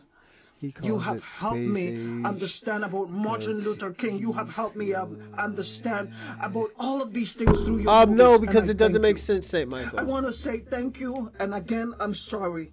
May God continue to bless each and every one of you, wherever you are. And please look in the mirror and realize you have blessed us all. So now, focus on blessing yourself. Bless yourself. And I will be praying for you. Greetings, everybody, and welcome back. So Latinos have come out to apologize to Black Americans for being ignorant for many years. They actually didn't know that the freedoms they enjoy today, it is because of the struggles of Black people. And now after Latino facing ICE raids and ICE hostility, they are scared and asking Black people for solidarity. So let's get to see the reactions. Then you come back with more commentary. And if you're new here, please consider subscribing so you never miss any update from my videos. Let's dive into it. I'm here because I wanted to make this video. I wanted to get a point across to America and make sure that I get the statement out that our Latino community is currently under attack by the US government. Our Latino communities are being targeted. Our Latino families are being torn apart. Our Latino businesses are going bankrupt. Our Latino children are being terrorized. And nobody is doing anything about it. The government is just walking all over us, all over our communities, terrorizing us, breaking families apart, targeting construction workers, targeting moms who speak Spanish. Why? Why is this okay? I think America needs to wake up. I'm asking all other races to please don't ignore this. Talk about it. Acknowledge us. Come out to our Latino communities. Help us. Support our local businesses. Our small businesses, support us. Give that dad that work from home option. Offer that mom that food basket. Give that child in your classroom, that Latino child who's quieter than usual, that extra time. America needs to wake up. We are being targeted in the Latino community, and everybody is just watching videos, being entertained, whether in Chicago, Los Angeles, or in New York. If you have come across that video or any videos, ask yourself, why am I here watching this video? Obviously you feel something, you're feeling entertainment, right? Ask yourself, is it because you feel compassion? Maybe. What can you do? There's a lot of small things you can do. You don't have to directly come out and protest. You don't have to come cause chaos. You don't have to come dox agents. That's not what we're asking for. We're not bad people. We're not criminals. If our families migrated here was to give us a better opportunity in life. I'm asking all other races, if you live in a privileged neighborhood, to please support our Latinos. We are in crisis, we are being targeted, and we are being terrorized. Thank you for watching. I'm seeing some misplaced anger from some Latino people coming out saying, oh, black people, you need to be out there with us, front line, standing with us in solidarity. We did. We stood with y'all in their voting booth. Black people voted in solidarity against that man. I'm not saying this is not our fight. What I am saying, we stood up for y'all when y'all didn't stand up for yourselves. Matter of fact, let me show you something right quick. This is from American Society, Council of Americas, who got their data from the Associated Press, as you can see right here. 42% Latino voters cast a ballot for Donald Trump. Y'all are house divided. Now, to compare, 81% of black folks voted for Kamala Harris. Actively voted against this, what's happening right now. So I'm not saying don't be upset, but maybe direct it towards your... You forgot our music, our culture, our fashion, our identity, our swagger. Black King. They want to be Black American. Our style. Like, I think you're from Nigeria. Who wakes up and say, yo, I want to be Nigerian today? You know? The most is that these immigrants really thought by. Yeah, facts. I agree with you that right there, OC. House slaves. Black King, you ran away from homeland, you coward. Oh shit, niggas is disrespecting Black King. Hey yo, Black King, I hope you subscribed, man. We need you more. We need people like you on our show too, man. I know you're the opposite, but at the end of the day, you do need to subscribe if you didn't subscribe. You know? Last time I seen you, man, I ran you off my live chat. But we need you back on this show, man. You are kind of entertaining, I will say that. Your own kinfolk, your own skinfolk first. Because we stood with y'all. Yep, we did. In that booth. Now I can empathize and sympathize with the black community. I've never been able to do that before because I would hear them say things like, oh, we walk down the street and we get profiled and, cops will just suddenly stop and frisk or whatever just because of the color of their skin. And I always thought like, it's a little bit of a stretch. It feels like a little bit of a stretch. That person must be doing something, right? And obviously I've never experienced that before. I've never felt that way before and stuff. And so I always thought, facts, DJ X1. Ignorantly, by the way, on my part, thinking like, I think you guys are, because I'm brown, I've never felt that and stuff like that. Shout out to Ray. I'm also a minority. But now, for us, it wasn't the cops. Shit. Cops Shout were out just to randomly Dorsey. go and checking in the past. But now it's our turn, right? Now we feel it. Now we feel like, crap, can I just go down the street? Do I need my paper? It's like, he why said, are do you I need my stopping me? Are you a papers? citizen? We're not doing anything wrong. And now we're being persecuted. And so now I'm thinking like, crap, this is what the black community meant, and I kind of feel bad. Well, I don't kind of feel, I feel bad because I never really could understand where they were coming from or where you guys were coming from. But I can assure you that now that it's here with us too, it's like, crap. I honestly legitimately didn't think it was real. But it's real as hell. And it's obviously minority groups that are targeted and persecuted pretty much. Shout out to Plies and right now with us is because we're brown. You guys have had your turn when, cops were just in bigger cities, urban areas, stopping disproportionately, the black community and stuff. And I just want to say, like, I guess now I understand. I think moving forward, there's going to be a little bit more unity because we now can see where you guys are coming from, or at least I can, and so yeah, guys, I just want to say sorry for being ignorant before, but I hope this unites all communities, not just minorities, and call out things for what they are, regardless of the race. It's very sad that one thing that every race have in common is disliking black people. That's the one thing that every freaking race have in common is disliking us. But another thing they have in common is using us. using us for our money and our sympathy and empathy. Because blacks, let me set y'all straight. Y'all feel sorry for people too fast and too much and at the wrong time. Y'all always, because I see some of y'all saying that the things that we saying we shouldn't be saying. Stop feeling sorry for people and stop letting them use your religion against you. Stop letting them use that God that they gave you against you. That's so weird to me. Y'all don't understand. That Marcus Garvey bullshit. Niggas better stop using that shit. Understand that the empathy and sympathy that y'all do have is been programmed. This is why you wind up feeling sorry for your enemies half the time, bruh. This is why you wind up feeling sorry for people that will not go into bed for you at all, not one time, not one bit.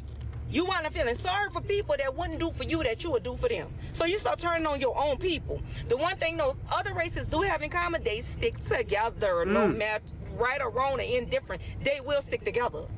But they'll find something weak in us, which is a lot, to make us turn on each other. Okay? And start saying, yeah, well, y'all shouldn't be saying that about them people. I feel bad. Yes, we feel bad that it's happening. But you think we about to go in front line because we feel bad? Baby, it take a little bit more feeling bad than for me to get up out there. So that's cap, Black King. If we're next, we sitting there, we understanding what we need to do. Huh? We ready. Be blessed. To the Latinos that voted for him, you will never, and I repeat, never be white. You will never be accepted as one of them, and you certainly are not exempt from the racism that is this racist ass regime. When that lady put in her post, alligators' lives matter, and she mentioned a number, that number being 65 million. Do you know how many Latinos are in the United States? Approximately 65 million, according to the U.S. Census Bureau. Approximately 60 plus million people. So guess what? They weren't just talking about the illegal immigrants, because data actually says that there are 10 to about 12 illegal, undocumented folks in the United States. They're talking about you. They're talking about people like us. Because we are not exempt from the racism that is rooted in what these people believe in. And frankly, I'm gonna say this. The Latin culture have been so racist towards people of color that they stop forgetting that they are considered black towards the people that they're trying to be. And I'll say this. They're actually figuring it out what's going on. They're trying to figure out what is going on right now. Everything that's happening is happening to them. But 3 times worse. So, you know, I will say that. No, we ain't gonna do that. So we're gonna do one more video. We'll do one more video. And says, why are blacks in the military taking orders from white supremacists? Because sir, unlike you, there is a joint kumbaya that black Americans do have with white America. Those are, believe it or not, our counterpartners to a certain degree. We both share this country, and we both, we have our differences, but those are our counterparts. When it comes down to defending this country, we will defend this country. We are Americans. Now, the real question is, though, why are you guys coming here joining our military? That's the real question. I despise Africans who do that. Okay. So I was a citizen by birth. Okay. So let me get this straight. You got this dual allegiance where you're I got dual citizenship. Yes. Okay. So you're bitching about what the American military is doing in your home country, but you don't want to defend your home country right now because you're here, but you're complaining about what we're doing in your home country. But pick a side. Let's say, Donald Trump wakes up and say, you know what? They talk too much. And black Americans go ahead and sign off on it. I said, what happens if they go in and just decide to invade Nigeria? What are you going to do? That's what the white tea masters that people serve in America. That's what they do. Barbaric individuals that like to invade countries. Answer my question. What are you going to do, I got sir? family and What are uncles you over gonna do? there, so I would definitely go over there to protect my family. Okay, so you need Would to you get not- your ass over there. You need to get your ass over there right now, then. I just want to let y'all know something. What he just described. He sound like me. That's something I say. Gary, when they take your ass over there, then. I just want to let y'all know something. What he just described and admitted to right now, on live, is what you call treason. It just cost an arm and a leg to get this chain. Oh, bitch, stop hating. Shout out to bro, man. All right, so I'm gonna get my take on basically what was said.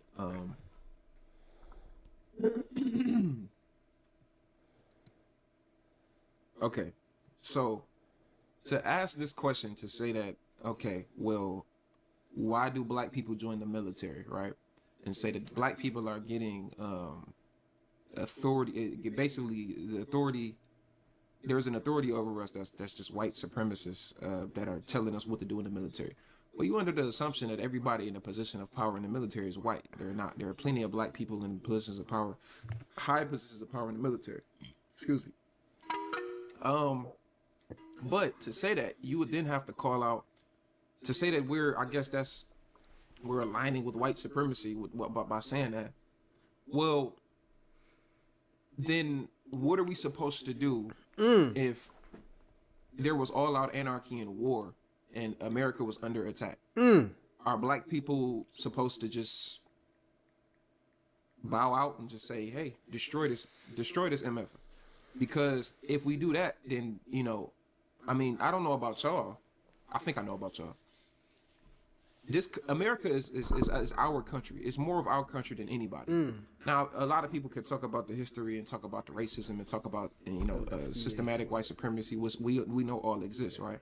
But I think the difference is that we are the only group of people that have fought against it, and we are the only people that are still, you know, prospering even with all that happening. And we have a innate connection to this place that nobody else has, because I'm gonna say this, everybody. Yo, I got the dopest live chat, you know, from Kwame to Dorsey to Ray Ray to Shabaka to Ping One to DSA1.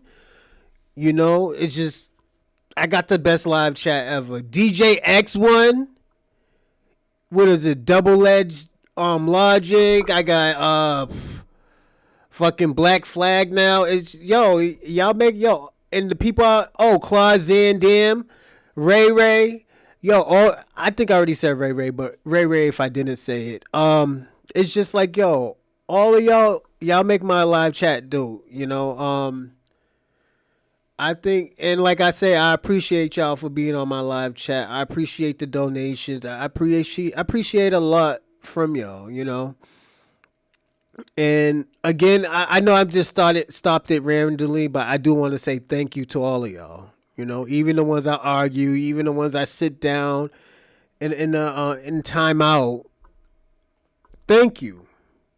Thank you to the new audience. Thank you to the old audience. Thanks to the present audience. Future past, present audience. Yes. But again, thank y'all. Even St. Michael's, thank you, man. Even though you talk crazy, man. Thank you for even coming on this show. And you don't have to. A lot of y'all white supremacists don't have to. But then, again, thank y'all. I appreciate it. Thanks, DJ X1. Salute. Before these people have even been here. So we have dealt with certain things that we've dealt with. But we have fought against it. Because if it was, then why didn't they build up Europe? Why is Europe? Why are places like Greece, like certain parts of Greece is nice, but why are places like the Roman Empire? Those, if you go look at the ruins, it's in shambles. It's dirt. There's much people still walking around like in shanty towns. There's still people walking around. They want to talk about Africa being a bunch of huts. Go to Europe right now. They had a plague over there. They had all type of crime, and it was filth, and it was all type of stuff under there. Everything was collapsing. That's why they had to leave Europe. So you would then have to say, well, if there's such these people that can cultivate all these things. Shout out to Let's Get It 004 too. Salute. we have this mass migration of these Ellis Islanders and these white people that came and fled to America in the late 1800s and early 1900s, all the way up until really like the 1950s. Why did all of these people come over here in mass? It's because Europe is basically a shit hole. That's what it is. Now there are certain nice parts of Europe, but the point that I'm making is a lot of these countries in which they came from was complete trash and filth, which is why they had to flee, because they couldn't do it on their own. So they had to come to America and they had to get other people to do the work for them. So when we talk about these things, it's like, well, you're saying that as if like we didn't take any part in building this country. We took a part of building this country. A lot of this country would not even be really even the base of this country. We are the first stock. We're the first stock of this country. So you damn right I would have allegiance to this country, because this is the country where my mama from, my grandmama from, her mama, her mama, her mama, her mama, and her daddy. So I'm supposed to just throw it away and be like, okay, well, I'm African actually. Okay, what part of Africa I'm from then? Where the tribe at? Take your black ASS over there and go find your tribe and see if they allow you to come over there. The only place that black Americans got and where we can get some type of backing that and allegiance to is right here in this homeland. So you can miss me with it. So yeah, you're absolutely right. You're absolutely right. I'm going to have allegiance to this homeland. Now, allegiance to America does not mean allegiance to whites. I don't know why people assume that, but I think people assume that because they have, I think it's a projection that they have, because they already assume, okay, well, if you are pro-American and you love America and the country, then that means that you just really want to just, connect with white people. No, America is my country. America got nothing to do with what I'm thinking about with white people. It got everything to do with me. You know what I'm saying? It's the same thing when people say like, oh, well, we all black because if I get pulled over by the police, why is your identification with being black getting pulled over by the police? Why is your identification or your thought process when it comes to identifying as black, why does it have to come from the eyes and the psyche of a white man? People don't even understand the way that they even talk and the stuff that they even say and how they spew that narrative and how like lost and indoctrinated they are. You believe that being America means being white. You believe that being black means whatever a white person says. That's what you believe. So you start project that onto my people and my lineage. We don't say we pro-American and we love this country because we want to be around some white people. We don't say that we black and if we say no, you're not black, you different. Well, the white man is not going to say that, brother. He is going to say, if you get put over by the police, why is your identification with white people?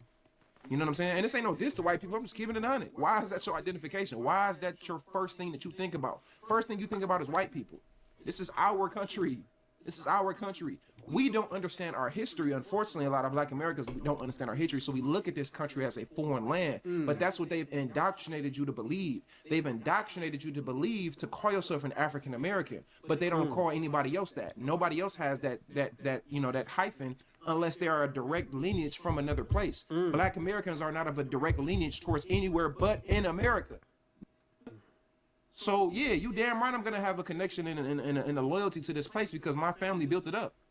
Why wouldn't I? My family built this country up. My ancestors done put in too much work for me to look at this place as a foreign land to me. For me to I can live in South Dakota. We got people in here from South Dakota. We got people in here. I done seen somebody come out live. They was from Alaska. Everybody right now, type the city that you live in right now, or the state. What part of the country you in? Type that in right now.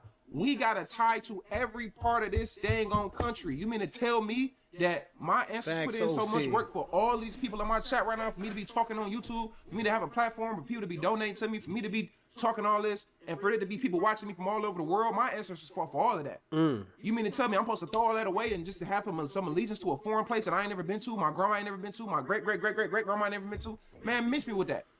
Is you crazy? We got our own food, culture, language, history, everything we got in this country, and we built it for ourselves, and everybody copy. I'm supposed to just throw that away and be like, yeah, hello me, brother. Man, miss me with that. Sheesh. That's BS. So you damn right I'm going to have allegiance to this land.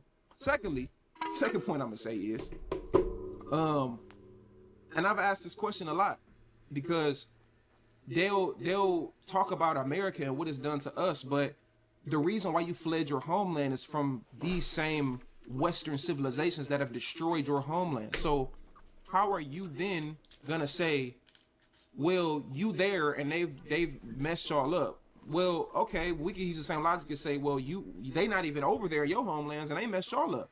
And the difference is, y'all didn't have the same historical constructs that we had because we're in the belly of the beast. These people have let 5'2" Chinese people take them over. These people have let Middle Easterners with beards as long down to their dang toenails, with big robes on, walking around with their feet out, take over their minerals, take over their gold, take over all of their stuff. But they don't ever want to talk about that. And then they flee and go to the UK and go to Canada and go to America and get to acting like they from some type of utopian society back in their country. I was a prince back in my homeland, nigga. Well, why you ain't over there being a prince then? You over here driving Postmates. What you talking about? You drive a taxi cab in New York. Ain't cool. Ain't nothing wrong with that. Cool. Get your hustle on. But stop acting like you come from some like Superman and Superwoman tribe, and you was like y'all was over there. Y'all got flying cars. I heard the same thing. OC. Y'all got teleportation devices. What are you talking about? You came around us to be able to prosper. You ain't in your homeland trying to prosper. I would have respect for you if you was in your homeland trying to prosper. You ain't even in your homeland trying to prosper. You worried about us. Yeah. We not worried about you. We not talking about you. We not fleeing your homelands. You coming over here and then talking about us. All we're doing is being on the defense mode. That's all we doing is being from on a defense. Yeah, it's not a utopia. It's a dystopia. It's a dystopian wasteland for a lot of them. So all that is just hater talk to me. That's tether talk to me. That's jealousy to me.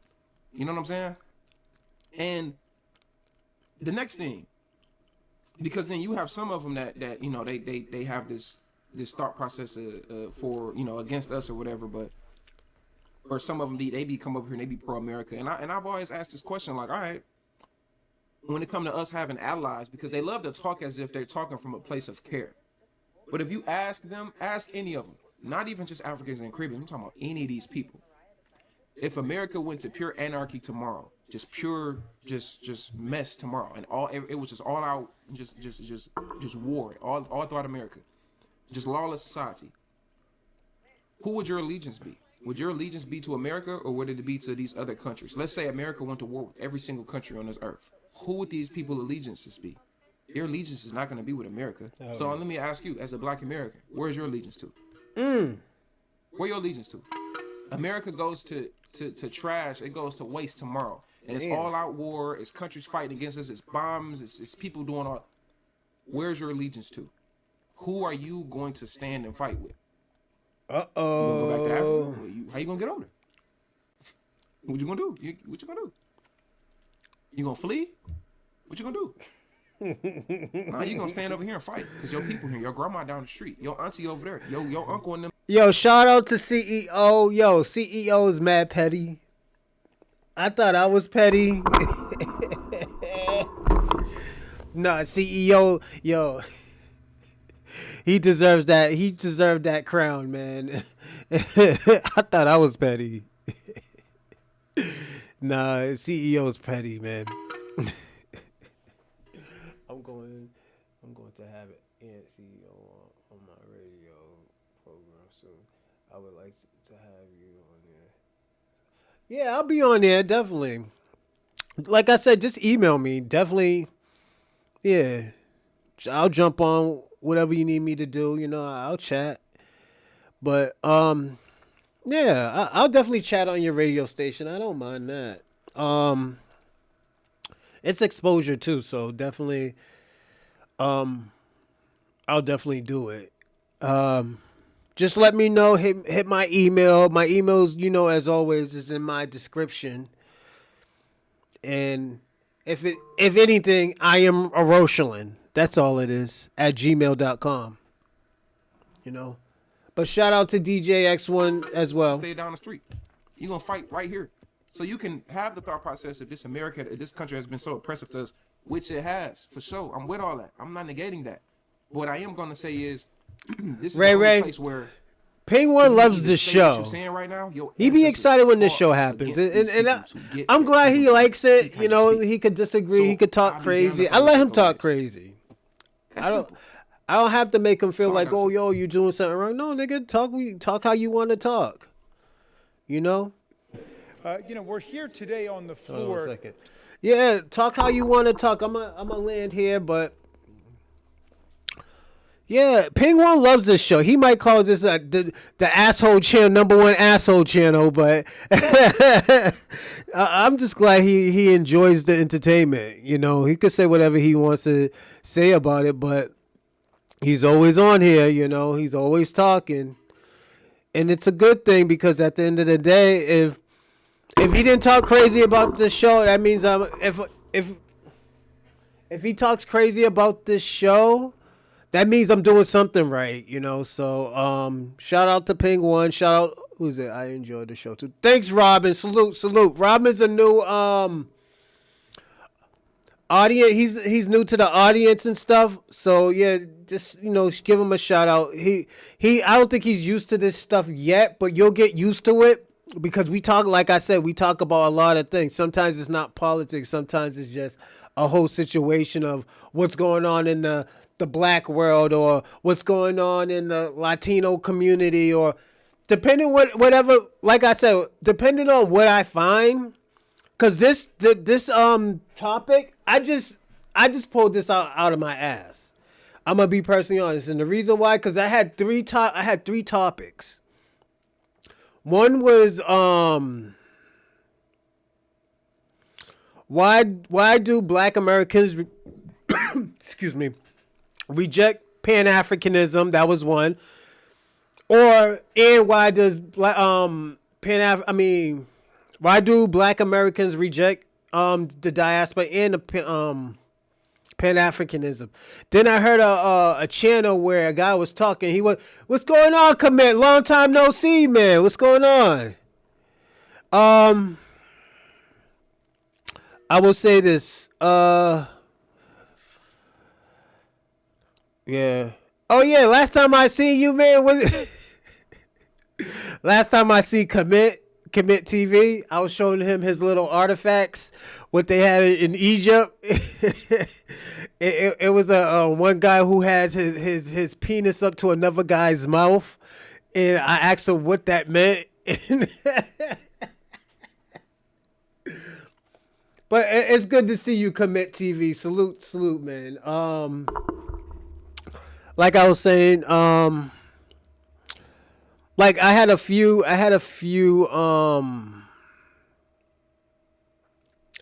topics I was gonna do, but I thought this topic right here that I was having right here was gonna be great. Give me a second. I always forget. Is the FBA rise means the death of the Pan-Africanism and the Black diaspora. You know, so it's but yeah, I'm just glad y'all enjoyed it. Y'all had the conversation that y'all wanted to have, even though if you was just, trolling. I'm glad that y'all were on this, just enjoying yourself, even if you don't like the topic because you think I'm going to be biased. No, it's just, I'm glad that y'all enjoy it. Y'all have a great time. Y'all get to say what y'all want to say. Y'all, and the thing about it, I don't give y'all no filter. I did a little test run today with Shabaka, and I know he's pissed off. We'll see him Friday because I don't think I'm doing the show tomorrow. I'm going to try to do the show tomorrow, but I got training in the morning, and I think I got to go to work tomorrow night. So I'll do an extra long show on Friday, Again, like, as I said, I'm glad you enjoyed it, even though if you troll like Penguin, let me tell you something. Penguin be trying to troll me for the last, 3 weeks. And salute to him, man. He's trying. He's getting used to this because I remember the second time he was on here, he was getting chewed up, man. And like he fled, but now Ping One is used to trolling now. He's used to this type of environment. So you know what? Salute to Ping One. Black King's gonna be Black King. We're still trying to figure out where he's from. I think he's from Haiti. I'm gonna be personally honest. He gives me a Haitian or Nigerian mentality, but we'll figure it out on Friday. The polls is up, figuring out where is Penguin. I mean, not Penguin. Where is Black King from? Is he from Africa? Is he from the Caribbeans? Is he from America? Where is his ancestors from? As I said, I think he's from Haiti, but we'll figure it out.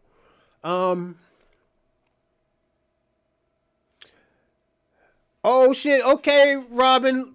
Shout out to you, man. You leveled up too. You're level 2 on Kick. Salute, man. Salute. I wanna start giving my thanks. Give me a second.